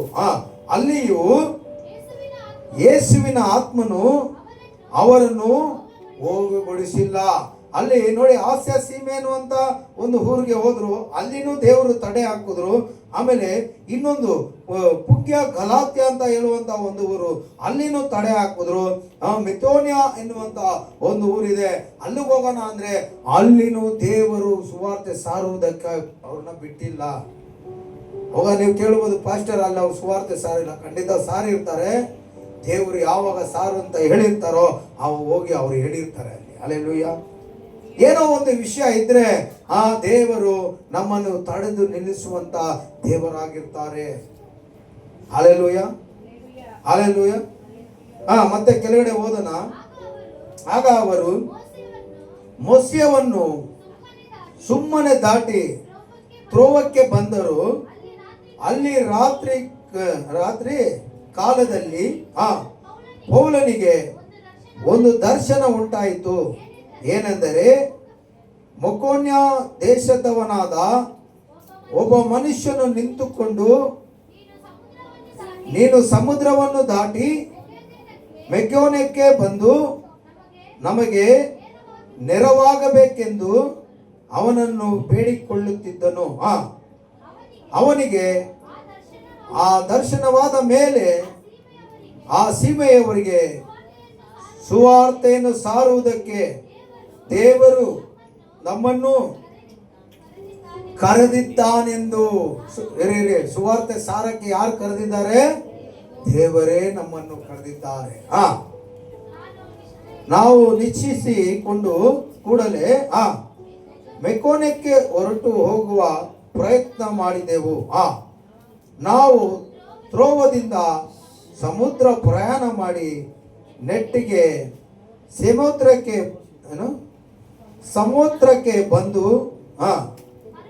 ಮರುದಿನ ನೇಪೋಲಿಗೆ ಸೇರಿ ಅಲ್ಲಿಂದ ಫಿಲಿಪ್ಪಿಗೆ ಮುಟ್ಟಿದೆವು. ನೋಡ್ರ, ಆ ದೇವರು ಆಲೋಚನೆ, ದೇವರ ಚಿತ್ತ, ಎಲ್ಲಿ ಹೋಗಬೇಕು, ಎಲ್ಲಿ ಸುವಾರ್ತೆಯನ್ನು ಸಾರಬೇಕು, ಎಲ್ಲಿ ಹೋಗಬಾರ್ದು, ಎಲ್ಲಿ ಮಾತಾಡಬಾರ್ದು ಅಂತ ದೇವರೇ ತಡೆ ಹಾಕುವಂತವನಾಗಿರ್ತಾನೆ. ಆಮೇಲೆ ಚೆನ್ನಾಗಿ ಗಮನಿಸ್ಕೊಳ್ಳಿ, ನಾವು ಕೀರ್ತನೆಯಲ್ಲಿ ವಾಕ್ಯ ಓದಿದ್ರಿ, ದೇವರು ಸದಾ ನಮ್ಮೊಟ್ಟಿಗಿರ್ತಾರೆ. ನಾವು ಚೆನ್ನಾಗಿ ಗಮನಿಸ್ಕೊಳ್ಳಿ, ಮತ್ತಾಯ 28ನೇ ಕೊನೆ ವಚನದಲ್ಲಿ ಯುಗದ ಸಮಾಪ್ತಿವರೆಗೂ ದೇವರು ನಮ್ಮೊಟ್ಟಿಗೆ ಇರ್ತಾರೆ ಅಂತ ವಾಗ್ದಾನ ಮಾಡಿದ್ದಾರೆ. ಯೋಹಾನ 14:23 ದೇವರು ಹೇಳಿದ್ದಾರೆ, ಪರಿಶುದ್ಧ ಆತ್ಮನನ್ನು ನಿಮ್ಮಲ್ಲಿ ಬರುವಾಗ ಆತನು ಸಕಲ ಸತ್ಯದಲ್ಲಿ ಸದಾ ನಿಮ್ಮೊಟ್ಟಿಗಿದ್ದು ನಡೆಸುತ್ತಾನೆ. ಅವಾಗ ದೇವರು ನಾವು ಎಲ್ಲಿ ಹೋಗ್ಬೇಕು, ಎಲ್ಲಿ ಹೋಗ್ಬಾರ್ದು, ಎಲ್ಲಿ ಮಾತಾಡ್ಬೇಕು, ಎಲ್ಲಿ ಮಾತಾಡಬಾರ್ದು ಅಂತ ದೇವರೇ ನಮಗೆ ಸಹಾಯ ಮಾಡುವನಾಗಿರ್ತಾನೆ. ದೇವರ ಆತ್ಮ ನಿಮ್ಮಲ್ಲಿದ್ದಾರ ಇಲ್ವಾ? ಕೆಲವರು ಹಾಗೆ ಅದಕ್ಕೆಲ್ಲ ಇದ್ದಾರೆ ಅಂದ್ರೆ ಆಮೇನ್ ಅಂತ ಹೇಳಬೇಕು. ದೇವರ ಆತ್ಮ ಇದ್ದಾರಾ ಇಲ್ವಾ? ಅಷ್ಟೇನಾ ಸೌಂಡು? ಆತ್ಮ ಹಂಗೆ ಒಳಗಡೆ ವೈಬ್ರೇಟರ್ ಆಗ್ಬೇಕು ನಿನ್ಗೆ, ಸಂತೋಷದಲ್ಲಿ ನನ್ನ ಮಕ್ಕಳು ನನ್ನ ಆಮೇನ್ ಅಂತಿದ್ದಾರೆ ಅಂತ. ಅಲ್ಲೆಲ್ಲೂಯ್ಯ, ಪ್ರೈಸ್ ಅಲ್ಲ. ಸೇವೆಯಲ್ಲಿ ಹಲವಾರು ರೀತಿಯ ಅಡೆತಡೆಗಳು ಇರುತ್ತೆ. ಸೇವೆಯಲ್ಲಿ ಹಲವಾರು ರೀತಿಯ ಗೊಂದಗಳು ಇರುತ್ತೆ. பாயன்ற பதில் ஆமேன்னு சொல்லுங்க. வாங்க உள்ள உட்காருங்க. சுத்தி சுத்தி பாதம் வந்துருங்க. வாங்க. ஹalleluya. ಅವ್ರು ಆಮೇನ್ ಅಂದಂಗೆ ಕೇಳಿಸ್ತು. ಬಾಯೇ ಅಂತ ಇದ್ದಾರೆ ಅವರು. ಹalleluya.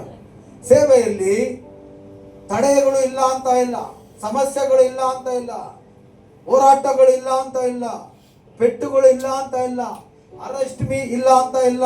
ಅರೆಸ್ಟ್ ಮೀ ಅಂದ್ರೆ ಏನು? ಬಂದ್ಬಿಡ್ತು ಏನು? ಬಂದಿಗಳಾಗೋ ಕಾರ್ಯ ಇಲ್ಲ ಅಂತ ಇಲ್ಲ, ಎಲ್ಲವೂ ಇರುತ್ತೆ, ಎಲ್ಲವೂ ಇರುತ್ತೆ. ಯೇಸು ಸ್ವಾಮಿ ಭೂಲೋಕದಲ್ಲಿರುವಾಗ ಒಂದು ಮಾತು ಹೇಳಿದ್ರು, ನನ್ನ ನಿಮಿತ್ತ ನಿಮ್ಮನ್ನು ನಿಂದಿಸ್ತಾರೆ, ನಿಮ್ಮನ್ನು ಅವಮಾನಿಸ್ತಾರೆ, ನಿಮ್ಮನ್ನು ಎಲ್ಲ ಒಂದು ರೀತಿಯಲ್ಲಿ ಬಾಧಿಸ್ತಾರೆ, ಇದನ್ನೆಲ್ಲ ಸಹಿಸಿಕೊಳ್ಳುವವನೇ ಪರಲೋಕಕ್ಕೆ ಬಾಧ್ಯನು.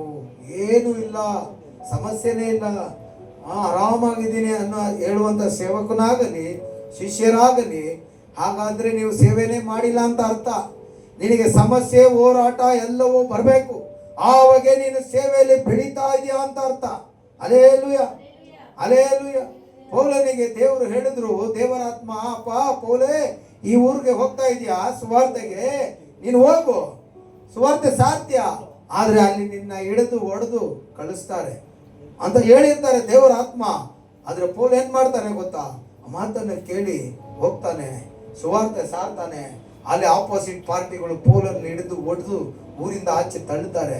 ಅವನು ಹೋಗ್ತಾನೆ, ಒಂದು ತಿಂಗಳು 1-2 ವಾರನ ಆ ಗಾಯ ಎಲ್ಲ ಮದ್ದಾಕಿ ವಾಸಿ ಮಾಡಿಕೊಂಡು ಮತ್ತೆ ಅದೇ ಊರಿಗೆ ಬರ್ತಾನೆ, ಮತ್ತೆ ಸುವಾರ್ತೆ ಸಾರ್ತಾನೆ, ಮತ್ತೆ ಓದೆ ತಿಂತಾನೆ. ಕೆಲವು ಕಡೆ ಸಮಸ್ಯೆ ಹೋರಾಟ ಇಲ್ಲ ಅಂತ ಇಲ್ಲ. ನೀನು ಯೇಸುಗಾಗಿ ನೀನು ಪಾಡುಗಳನ್ನು ಪಡುವಾಗ ಅದೇ ನಿನ್ನ ಸೇವೆ. ಅಲ್ಲೆಲ್ಲೂಯ. ಆ ಸೇವೆ ನೀನು ಪರ್ಫೆಕ್ಟ್ ಆಗಿ ಮಾಡ್ತಾ ಇದೆಯಾ ಅಂತ ಅರ್ಥ. ನಮ್ಗೆ ಎಷ್ಟು ಸಮಸ್ಯೆಗಳು ಬಂತು, ಸಭೆ ಖಾಲಿ ಮಾಡು ಸಮಸ್ಯೆ ತಾನೆ. ಏನಾಯ್ತು ಆದ್ರೆ ಆ ಸಮಸ್ಯೆ ಮಧ್ಯದಲ್ಲಿ ನಮ್ಮ ಒಂದು ಚಿಕ್ಕದಾಗಿ ಒಂದು ಬಾಡಿಗೆ ಕಟ್ದಿರ ಒಂದು ಸ್ವಂತ ಚರ್ಚ್ ಸಿಗ್ತಾ ಇಲ್ವಾ? ಅಲ್ಲೆಲ್ಲೂಯ. ಅವು ಒಂದು ಸಮಸ್ಯೆ ಬರುತ್ತೆ ಅಂದ್ರೆ ದೇವರು ಅಲ್ಲಿ ಅದ್ರ ಹಿಂದೆ ಏನೋ ಒಂದು ಅದ್ಭುತ ಆಶೀರ್ವಾದ ಕಾರ್ಯಗಳನ್ನು ಇಟ್ಟಿರ್ತಾರೆ ಅಂತ ಅರ್ಥ. ಅಲ್ಲೆಲ್ಲೂಯ. ಪ್ರೈಸ್ ಅಲ್ಲ. ಈ ಪೌಲು ಶೀಲ ದೇವರ ಸುವಾರ್ತೆಯನ್ನು ಸಾರ್ತಾ ಇರುವಾಗ ಅವ್ರು ಏನಾಗ್ತಾರೆ ಅಂದ್ರೆ, ಇಲ್ಲಿ ವಾಕ್ಯ ಹೇಳುತ್ತೆ 16:12 ಏನ್ ಹೇಳುತ್ತೆ, ಫಿಲಿಪ್ಪಿ ಎಂಬುದು ಮೆಕೋದೇನದಲ್ಲಿ ಪ್ರಧಾನ ಪಟ್ಟಣವು, ರೋಮಾಪುರದವರ ಒಂದು ಪ್ರವಾಸ ಸ್ಥಾನವು ಆಗಿದ್ದೆ. ಹಂಗಂದ್ರೆ ಆ ರೋಮಾಪುರ ಎನ್ನುವಂತ ಒಂದು ಊರು ಒಂದು ಟೂರಿಸಂ, ಹಂಗಂದ್ರೆ ಅದು ದೊಡ್ಡ ಪಟ್ಟಣ.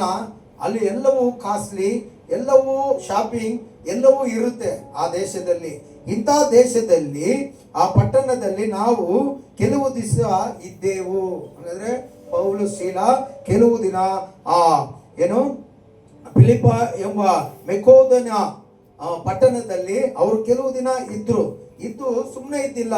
ಅವರು ಇದ್ದು ದೇವರ ಸಂದೇಶ, ದೇವರ ಉಪದೇಶ, ಸುವಾರ್ತೆ ಸಾರ್ಕೊಂಡು ಅನೇಕರಿಗೆ ದೇವರ ಬೋಧನೆ ಮಾಡಿಕೊಂಡು ಅನೇಕರನ್ನು ದೇವರ ಕಡೆಗೆ ತಿರುಗಿಸ್ತಾ ಇದ್ರು. ಇವರು ಏನಾಗಿದೆ, ಇದ್ದೆವು.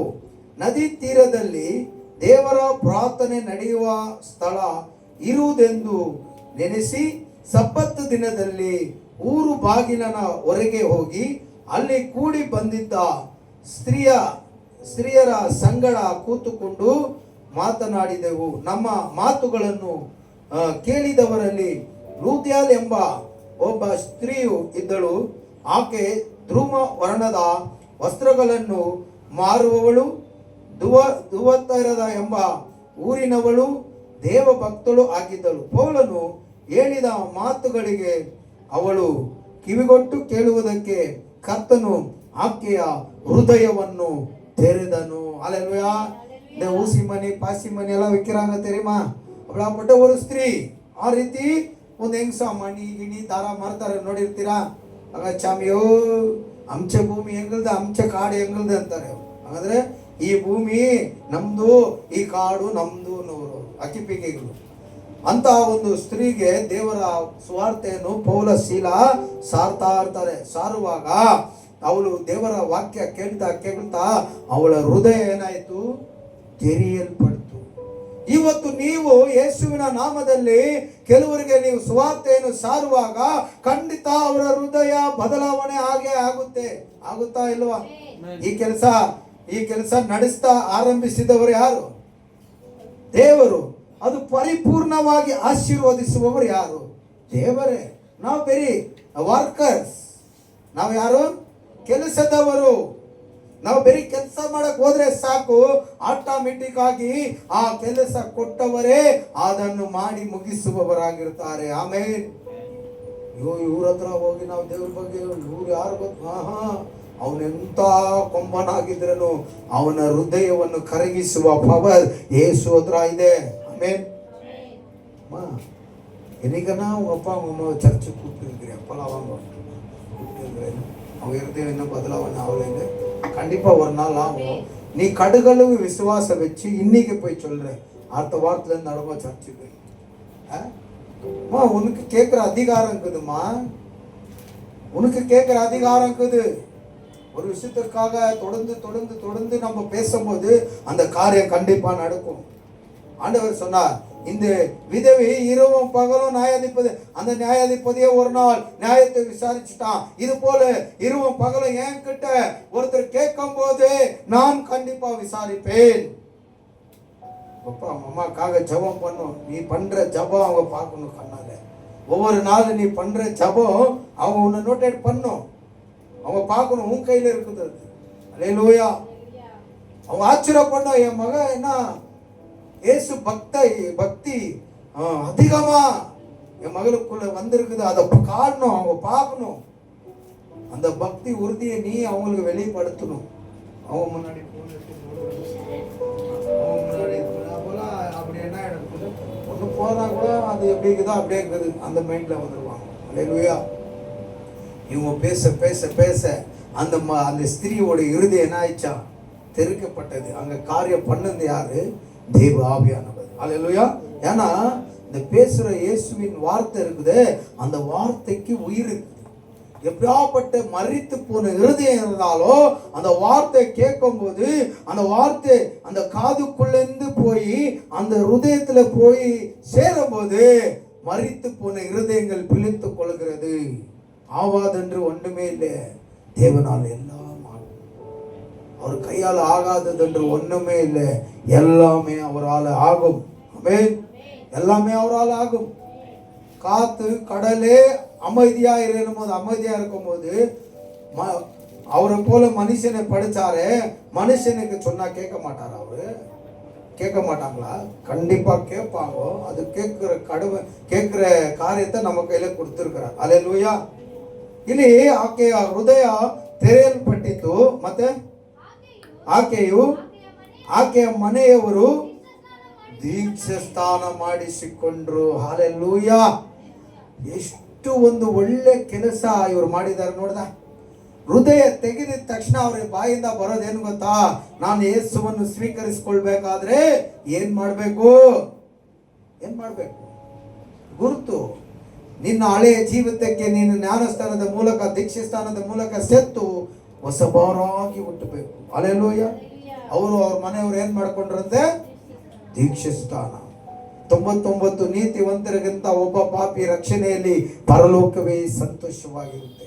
ನೀನು ಒಬ್ಬರಿಗೆ ಸುವಾರ್ತೆ ಸಾರಿ ಒಂದು ಆತ್ಮ ನಿನ್ನ ಮೂಲಕ ಆತನು ದೀಕ್ಷಾಸ್ಥಾನ ತೆಗೆದು ರಕ್ಷಣೆ ಹೊಂದ್ಬಿಟ್ಟ, ದೇವರ ರಾಜ್ಯದಲ್ಲಿ ಸಂತೋಷ, ಸಂಭ್ರಮ. Hallelujah, hallelujah. ಅದನ್ನೇ ದೇವರು ನಮ್ಮ ಹತ್ರ ಕೇಳೋದು. ಮತ್ತೆ ಓದಿ. ಆಕೆಯ ಮನೆಯವರು ದೀಕ್ಷಾಸ್ನಾನ ಮಾಡಿಸಿಕೊಂಡ ಮೇಲೆ ಆಕೆ ನಾನು ಕರ್ತನನ್ನು ನಂಬಿದವಳೆಂದು ನಿಶ್ಚಯಿಸಿಕೊಂಡಿದ್ದರೆ ನನ್ನ ಮನೆಯಲ್ಲಿ ಬಂದು ಇರ್ರಿ ಎಂದು ಬೇಡಿಕೊಂಡು ನಮ್ಮನ್ನು ಬಲವಂತ ಮಾಡಿದಳು. ಬಳಿಕ ಪ್ರಾರ್ಥನೆ ನಡೆಯುವ ಆ ಸ್ಥಳಕ್ಕೆ ನಾವು ಹೋಗುತ್ತಿರುವಾಗ ಗರುಡಗಾತಿಯಾದ ಅಂದ್ರೆ ಮಾಟ ಮಂತ್ರ ಮಾಡುವವಳು ಇವಳು, ಇನ್ನೊಂದು ಸ್ತ್ರೀ. ಗರುಡಗಾತಿಯಾದ ಒಬ್ಬ ದಾಸಿಯು ನಮ್ಮ ಎದುರಿಗೆ ಬಂದಳು. ಅವಳು ನೋಡಿ, ಕಣಿ ಹೇಳುವುದರಿಂದ ಅವಳ ಯಜಮಾನರಿಗೆ ಬಹು ಆದಾಯವಾಗುತ್ತಿತ್ತು. ಅಲ್ಲಿಂದ ಅವರು ಬರುವಾಗ ಈ ಮಾಟ ಮಂತ್ರ ಜೋಸ್ಯ ಇದೆಲ್ಲ ಹೇಳುವ ಒಬ್ಬ ಹೆಂಗಸನ್ನು ನೋಡ್ತಾರೆ. ಆ ಹೆಂಗಸು ಜೋಸ್ಯ ಹೇಳುವುದರಿಂದ ಆದಾಯ ಬರುತ್ತೆ, ಸಂಪಾದನೆ ಬರುತ್ತೆ. ಆ ಸಂಪಾದನೆಯಿಂದ ಅವನ ಗಂಡನಿಗೆ ಅದು ಆದಾಯವಾಗಿರುತ್ತೆ. ಪೌಲನು ನಾವು ಹೋಗುತ್ತಿರುವಾಗ ಅವಳು ಹಿಂದೆ ಬಂದು, ಈ ಮನುಷ್ಯರು ಪರಸ್ಪರನಾದ ದೇವರ ದಾಸರು, ನಿಮಗೆ ರಕ್ಷಣೆಯ ಮಾರ್ಗವನ್ನು ಸಾರುತ್ತಾರೆ ಎಂದು ಕೂಗುತ್ತಿದ್ದಳು. ಹೀಗೆ ಆಕೆ ಅನೇಕ ದಿವಸ ಮಾಡೋದ್ರಿಂದ ಪೌಲನು ಬಹಳವಾಗಿ ಬೇಸರಗೊಂಡು ಹಿಂತಿರುಗಿ ಆ ದೆವ್ವಕ್ಕೆ ಅವಳನ್ನು ಬಿಟ್ಟು ಹೋಗು ಎಂದು ಯೇಸು ಕ್ರಿಸ್ತನ ಹೆಸರಿನಲ್ಲಿ ನಿನಗೆ ಅಪ್ಪನೆ ಕೊಡುತ್ತೇನೆ ಎಂದು ಹೇಳಿದನು.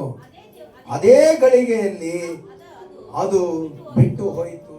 ಚೆನ್ನಾಗಿ ಗಮನಿಸಿ, ಆಕೆ ಮಾಟ ಮಂತ್ರ ಜೋಸ್ಯ ಪಿಲಿಸ್ ಶೂನ್ಯ ಇದೆಲ್ಲ ಮಾಡುವಳು. ಪೌಲು ಶೀಲ ಬಂದಿದ್ದು ವಿಷಯ ಆಕೆ ಗೊತ್ತಾಯಿತು.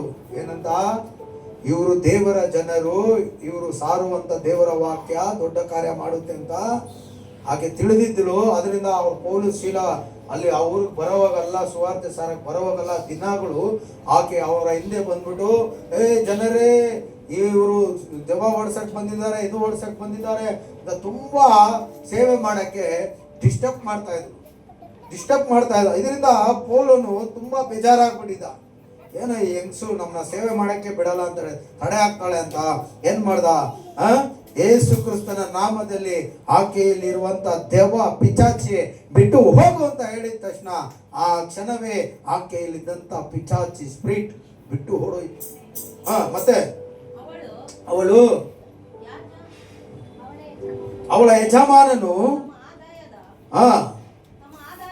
ಅವಳ ಯಜಮಾನನು ತಮ್ಮ ಆದಾಯದ ನಿರೀಕ್ಷೆ ತಪ್ಪಿತ್ತಲ್ಲ ಎಂದು ತಿಳಿದು ಪೌಲನನ್ನು ಶೀಲನನ್ನು ಹಿಡಿದು ಚಾವಡಿಗೆ ಅಧಿಕಾರಿಗಳ ಬಳಿಗೆ ಎಳುಕೊಂಡು ಹೋದನು. ಯಾಕಂದ್ರೆ ಇವಾಗ ಈ ಅಮ್ಮಂದು ಪಿಸಾಸಿ ಇದ್ದಂತ ಸೈತಾನು ಬಿಟ್ಟು ಹೋಗ್ಬಿಟ್ಟ ಈ ಅಮ್ಮನ್ನ. ಇವಾಗ ಈ ಅಮ್ಮ ಪರ್ಫೆಕ್ಟ್ ಆಗ್ಬಿಟ್ಲು. ಯಾವ ಜೋಸಿಗೂ ಹೋಗಿಲ್ಲ, ಯಾವ ಪಿಲ್ಲಿ ಶೂನ್ಯ ಮಾಡೋಕ್ಕೂ ಹೋಗಿಲ್ಲ. ಪೌಲ ಸೌಲಾರ ಹಿಂದೆ ಹೋಗ್ಬಿಟ್ಲು, ನಾನು ಸೇವೆಗೆ ನಿಮ್ ಜೊತೆ ಬರ್ತೀನಿ ಅಂತ. ಯಾಕಂದ್ರೆ ಅಲ್ಲಿವರೆಗೂ ಆಕೆ ದೆವ್ವ ಹೋಗುವವರೆಗೂ ಆಕೆ ಕೆಲಸ ಮಾಡ್ತಾ ಇದ್ಳು, ದುಡ್ಡು ಬರ್ತಾ ಇತ್ತು. ಇವಾಗ ಪೌಲು ಶೀಲ ಪ್ರಾರ್ಥನೆ ಮಾಡಿದ ತಕ್ಷಣ ಯೇಸು ನಾಮದಲ್ಲಿ ಸೈತಾನ್ ಬಿಟ್ಟು ಹೋದ. ಆಕೆ ಬದಲಾವಣೆ ಆದ್ಲು. ಯೇಸುವನ್ನು ಅಂಗೀಕರಿಸಿಕೊಂಡು ಅವರ ಹಿಂದೆ ಹೋಗುವಾಗ ಅವರ ಯಜಮಾನನಿಗೆ ವರುಮಾನ ಇಲ್ಲ, ಕಟ್ಟು. ಅದಕ್ಕೆ ಅವನು ಹೊಟ್ಟೆ ಕಿಚ್ಚು ಕೋಪ ಪಟ್ಟು ಏನ್ ಮಾಡ್ಬಿಟ್ಟ,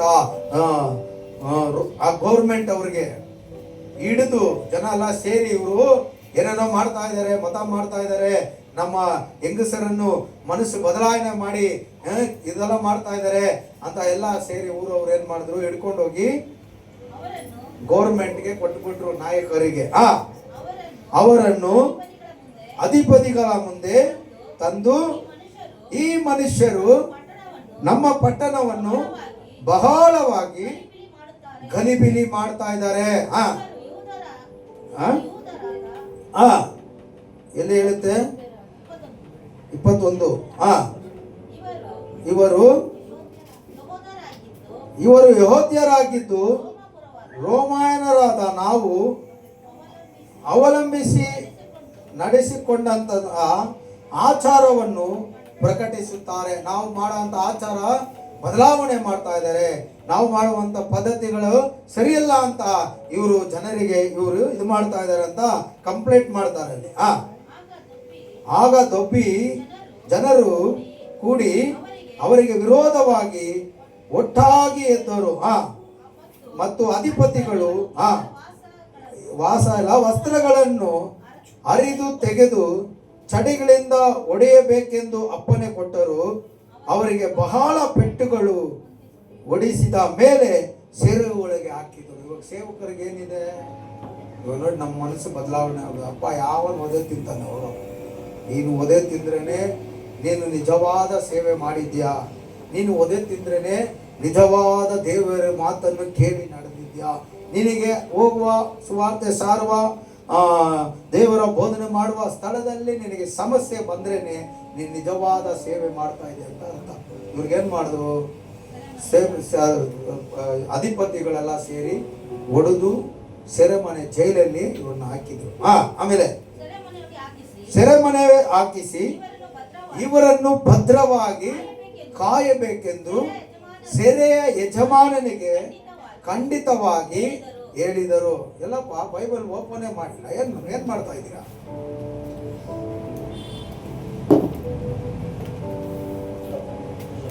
ಶಿಷ್ಯರಾದ ನಾವು ನಮ್ಮ ಜವಾಬ್ದಾರಿಯಲ್ಲಿ ನಾವು ಕರೆಕ್ಟಾಗಿ ಕೇಳುವುದು ಮಾಡೋದ್ರಲ್ಲಿ ಇರುವಾಗ ಇನ್ನೊಬ್ಬರಿಗೆ ನಾವು ಹೇಳುವುದಕ್ಕೆ ನಮಗೆ ಏನಿರುತ್ತೆ, ಅರ್ಹತೆ ಇರುತ್ತೆ. ಜೈಲಲ್ಲಿ ಹಾಕಿದ್ದಾರೆ. ಜೈಲಿಗೆ ಮುಖ್ಯ ಅಧಿಕಾರಿಗೆ ಅವ್ರು ಹೇಳಿದ್ದಾರೆ ಇವರನ್ನು ಭದ್ರವಾಗಿ ಕಾವಲಾಗಿ ನೋಡ್ಕೊಳ್ರಿ. ಇಂಥ ಅಪ್ಪಣೆಯನ್ನು ಹೊಂದಿ ಅವರನ್ನು ಸೆರೆಮನೆಯ ಒಳಗೆ ಕೋಣೆಯಲ್ಲಿ ಹಾಕಿ ಅವರ ಕಾಲುಗಳಿಗೆ ಕೋಳವನ್ನು ಅಂದರೆ ಬೇಡಿಗಳನ್ನು ಹಾಕಿಸಿ ಬಿಗಿಸಿದರು. ಮಧ್ಯರಾತ್ರಿಯಲ್ಲಿ ಪೌಲನು ಸೀಲನು ಪ್ರಾರ್ಥನೆ ಮಾಡುವವರಾಗಿ ದೇವರನ್ನು ಸ್ತುತಿ ಪದಗಳನ್ನು ಹಾಡುತ್ತಿದ್ದರು. ಸೆರೆಯಲ್ಲಿದ್ದವರೆಲ್ಲ ಅವರೆಲ್ಲ ಗಮನಿಸಿ ಕೇಳ್ತಾ ಇದ್ರು. ಅಕಸ್ಮಾತ್ ಆಗಿ ಮಹಾಭೂಕಂಪ ಉಂಟಾಯಿತು. ಸೆರೆಮನೆಯ ಅಸ್ಥಿವಾರಗಳು ಕದಿಲಿದವು. ಅದೇ ಕ್ಷಣದಲ್ಲಿ ಕದಗಳೆಲ್ಲ ತೆರೆದವು. ಎಲ್ಲರ ಬೇಡಿಗಳು ಕಳಿಚಿ ಬಿದ್ದವು. ನೋಡ್ರ, ಸೆರೆಗೆ ಹಾಕಿದ್ದಾರೆ, ಬೇಡಿ ಹಾಕಿದ್ದಾರೆ, ಸೆರೆ ಕದವೆಲ್ಲ ಬಂದ್ ಮಾಡಿದ್ದಾರೆ. ಆದ್ರೆ ಇವ್ರು ಏನ್ ಮಾಡ್ತಾ ಇದ್ದಾರೆ? ಅಂತ ಪರಿಸ್ಥಿತಿಯಲ್ಲಿ ಕೂಡ ಮಧ್ಯರಾತ್ರಿಯಲ್ಲಿ ದೇವರನ್ನು ಸ್ತುತಿಸಿ ದೇವರನ್ನು ಆರಾಧನೆ ಮಾಡ್ತಾ ಇದ್ದಾರೆ ಪೌಲ ಸೀಲ. ಈ ಆರಾಧನೆಯನ್ನು ಪಕ್ಕದಲ್ಲಿದ್ದವರು, ಅಕ್ಕದಲ್ಲಿ ಜೈಲಲ್ಲಿ ಇದ್ದವರೆಲ್ಲ ಕಿವಿಗೊಟ್ಟು ಕೇಳ್ತಾ ಇದ್ದಾರೆ. ಕೇಳ್ತಾ ಆರಾಧನೆ ನಡೀತಾ ಅಲ್ಲಿ ಒಂದು ಮಹಾಭೂಕಂಪ ಉಂಟಾಗಿ ಜೈಲಿನ ಕದಗಳೆಲ್ಲ ತಾನಾಗಿ ತೆರೆಯಲ್ಪಡ್ತು. ಅವ್ರಿಗೆ ಹಾಕಿದಂತ ಬೇಡಿಗಳೆಲ್ಲ ತಾನಾಗಿ ಬಿಚ್ಚಲ್ಪಡ್ತು. ಆಮೇಲೆ ದೇವರು ಹಾಗೆ ನಮ್ಮನ್ನ ಬಿಟ್ಬಿಡಲ್ಲ. ಓದಿ. ಸೆರೆ ಯಜಮಾನನು ಸೆರೆಮನೆಯ ಕದಗಳು ತೆರೆದಿರುವುದನ್ನು ಕಂಡು ಸೆರೆಮನೆಯಲ್ಲಿದ್ದವರು ಓಡಿ ಹೋದರೆಂದು ಭಾವಿಸಿ ಕತ್ತಿಯನ್ನು ಹಿರಿದು ಆತ್ಮಹತ್ಯೆ ಮಾಡಿಕೊಳ್ಳಬೇಕೆಂದಿದ್ದನು. ನೋಡಿದ್ರ, ಅಲ್ಲಿ ದೊಡ್ಡ ಪೋಸ್ಟ್ ಅಲ್ಲಿ ಇರುವವರು ಒಂದು ಆಜ್ಞೆ ಹಾಕಿರ್ತಾರೆ, ಇವ್ರನ್ನ ಹುಷಾರಾಗಿ ಲಾಕ್ ಮಾಡಿ ಕಾವಲಾಗಿರ್ಬೇಕು, ಇವ್ರು ತಪ್ಪಿಸ್ಕೊಳ್ಬಾರ್ದಂತ. ಇಲ್ಲಿ ಏನಾಗಿದೆ? ಭೂಕಂಪ ಬಂದು ನೋಡ್ತಾನೆ ಸೆರೆ ಯಜಮಾನ, ಯಾರು ಇಲ್ಲ, ಕತ್ತಲೆ ಆಗ್ಬಿಡೈತೆ, ಎಲ್ಲ ಒಳಗ್ಬಿಟ್ಟಿದ್ದಾರೆ ತಪ್ಪಿಸ್ಕೊಂಡು ಅಂತ. ಇವಾಗ ಮೇಲಾಧಿಕಾರಿ ನನ್ನ ಜೀವಂತವಾಗಿ ಬಿಡಲ್ಲ, ಅದನ್ನ ನನ್ನ ಕತ್ತಿಯಿಂದ ನಾನೇ ಆತ್ಮಹತ್ಯೆ ಮಾಡ್ಕೊಂಡು ಸೆತ್ತೋಗ್ಬಿಡ್ತೀನಿ ಅಂತ ತನ್ನ ಚೀಲದಿಂದ ಕತ್ತಿಯನ್ನು ತೆಗೆಯುವಾಗ ಆದರೆ ಪೌಲನು ಮಹಾಶಬ್ದದಿಂದ ಅವನಿಗೆ, ಎಲೆ ಸೆರೆಯ ಯಜಮಾನನೇ, ನೀನು ಏನು ಕೇಡು ಮಾಡಿಕೊಳ್ಳಬೇಡ, ನಾವೆಲ್ಲರೂ ಇಲ್ಲೇ ಇದ್ದೇವೆ ಎಂದು ಕೂಗಿ ಹೇಳಿದನು. ಓದಿ.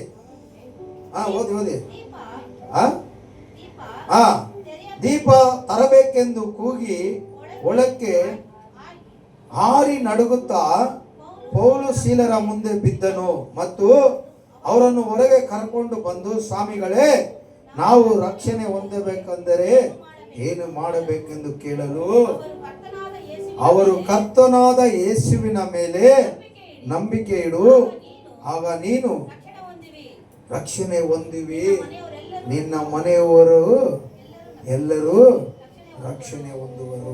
ಆಮೇಲೆ ಎಂದು ಹೇಳಿ ಅವನಿಗೆ ಅವನ ಮನೆಯಲ್ಲಿದ್ದ ಎಲ್ಲರಿಗೂ ದೇವರ ವಾಕ್ಯವನ್ನು ತಿಳಿಸಿದರು.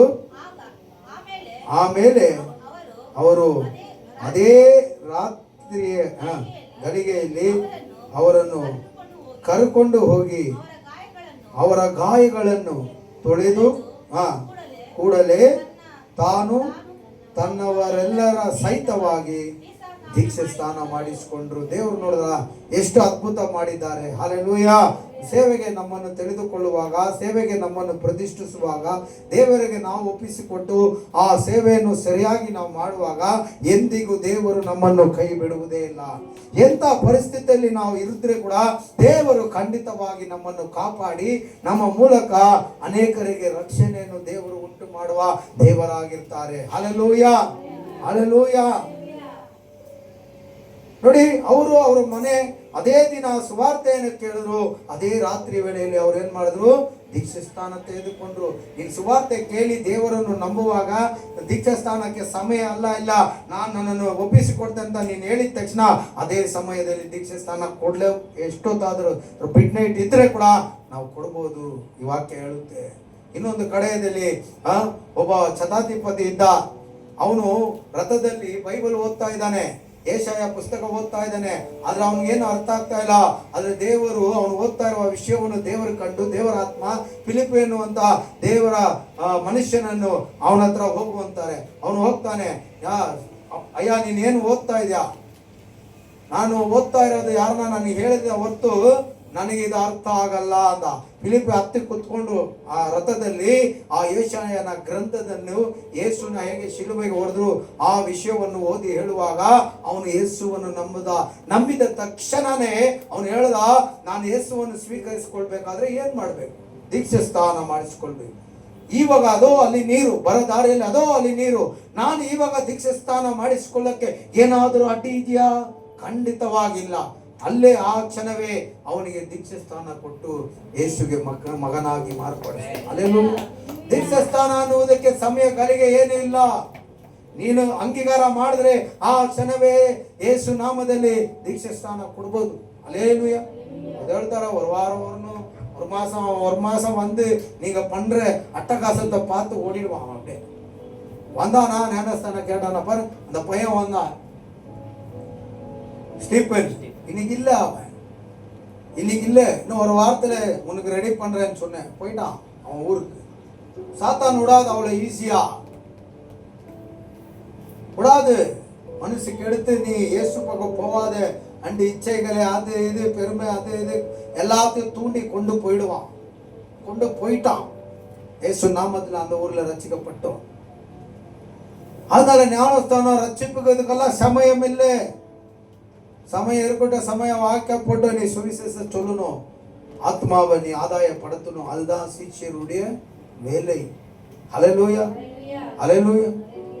ಅಪೊಸ್ತಲರ್ 18ನೇ ಅಧ್ಯಾಯ 10ನೇ ವಾಕ್ಯ ಓದಿ ಮುಗಿಸೋಣ.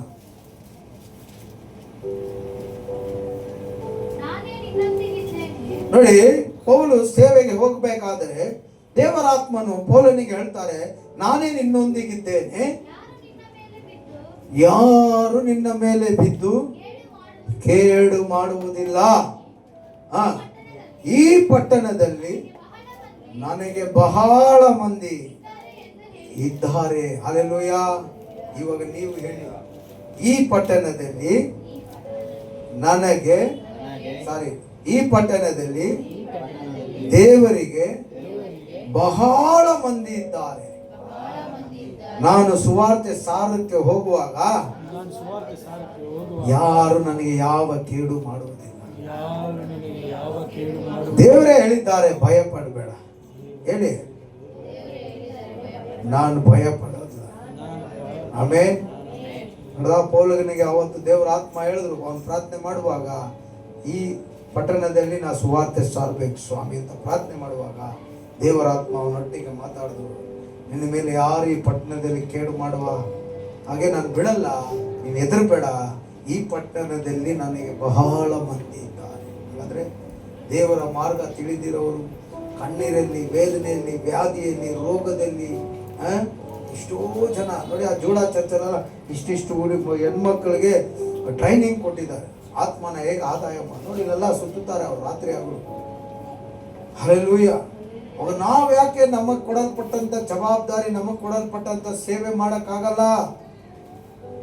ಒಂದು ಆತ್ಮ ಬಂದು ನಮ್ಮಿಂದ ವಾಪಸ್ ನಮ್ಮಿಂದ ನಾವು ಮಾಡುವಂತ ಹ್ಯಾಬಿಟು, ನಾವು ಮಾಡುವಂತ ಶ್ರೇಷ್ಠೆ, ನಾವು ಅವ್ರಿಗೆ ಇಷ್ಟ ಆಗ್ದಿರಂಗೆ ಮಾತಾಡುವ ಮಾತಿನಿಂದ ಒಂದು ಆತ್ಮ ಬ್ಯಾಕ್ ಆಗ್ಬಿಟ್ರೆ ಎಷ್ಟು ದೊಡ್ಡ ಕೆಟ್ಟ ಕಾರ್ಯ ನಾವು ಮಾಡಿರುವಂತ ಅರ್ಥ ಗೊತ್ತಾ? ಅದು ಒಂದು ಆತ್ಮ, ಅವನು ಯಾರೇ ಇರಲಿ, ಎಷ್ಟೇ ದೂರವಾಗಿರಲಿ, ಅವನ ಹೇಗಾದರೂ ಈ ಸಭೆಯಲ್ಲಿ ನಾನು ಸೇರಿಸಿ ರಚನೆ ಮಾತ್ರ ನಡೆಸಬೇಕಂತ ಪ್ರಯಾಸ ಪಡುವವನೇ ದೇವರಿಗೆ ಇಷ್ಟವಾದ ಶಿಷ್ಯ. ಹಲ್ಲೆಲೂಯಾ.